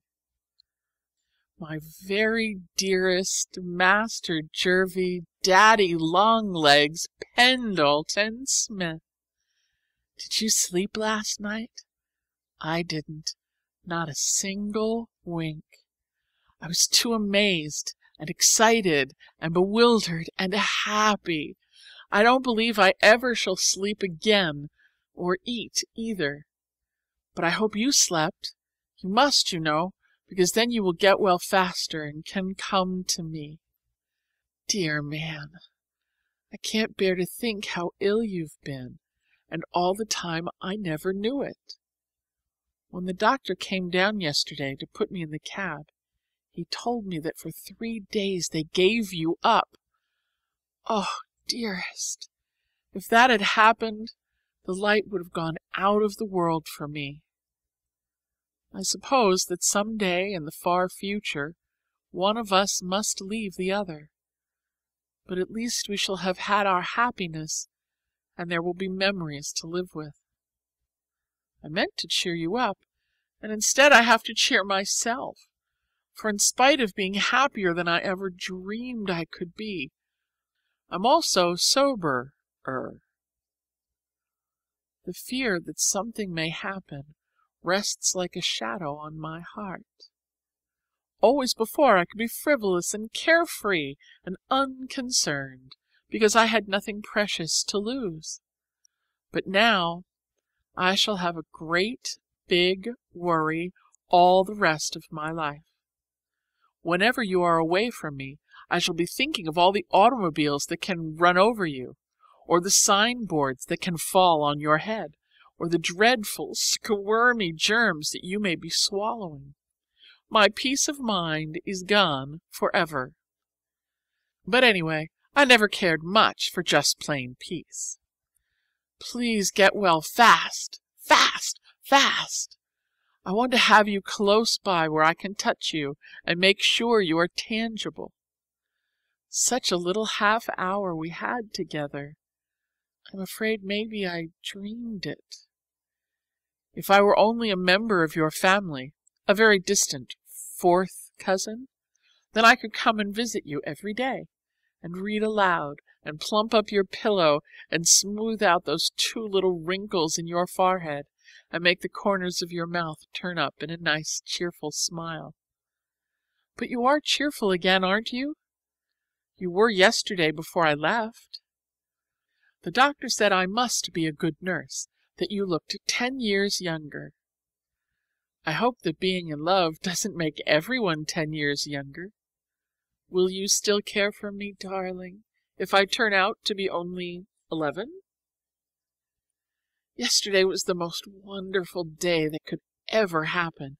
If I live to be 99, I shall never forget the tiniest detail. The girl that left Lock Willow at dawn was a very different person from the one who came back at night. Mrs. Semple called me at 4:30.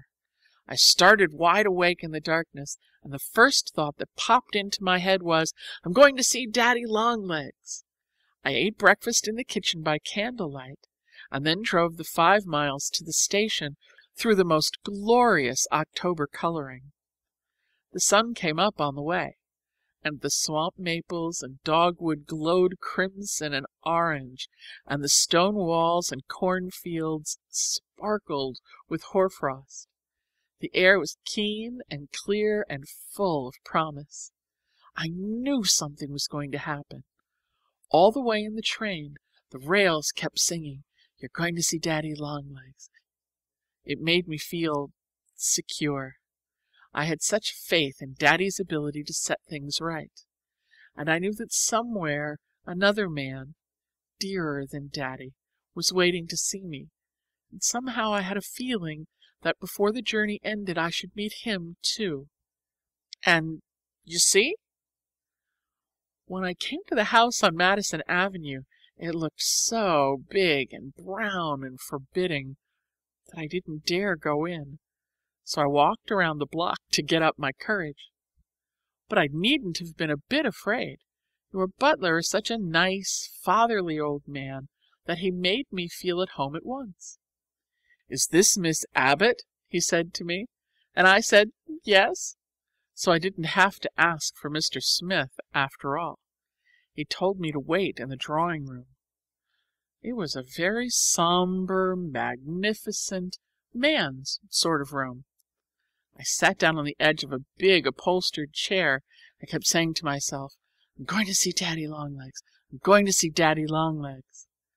Then presently the man came back and asked me please to step up to the library.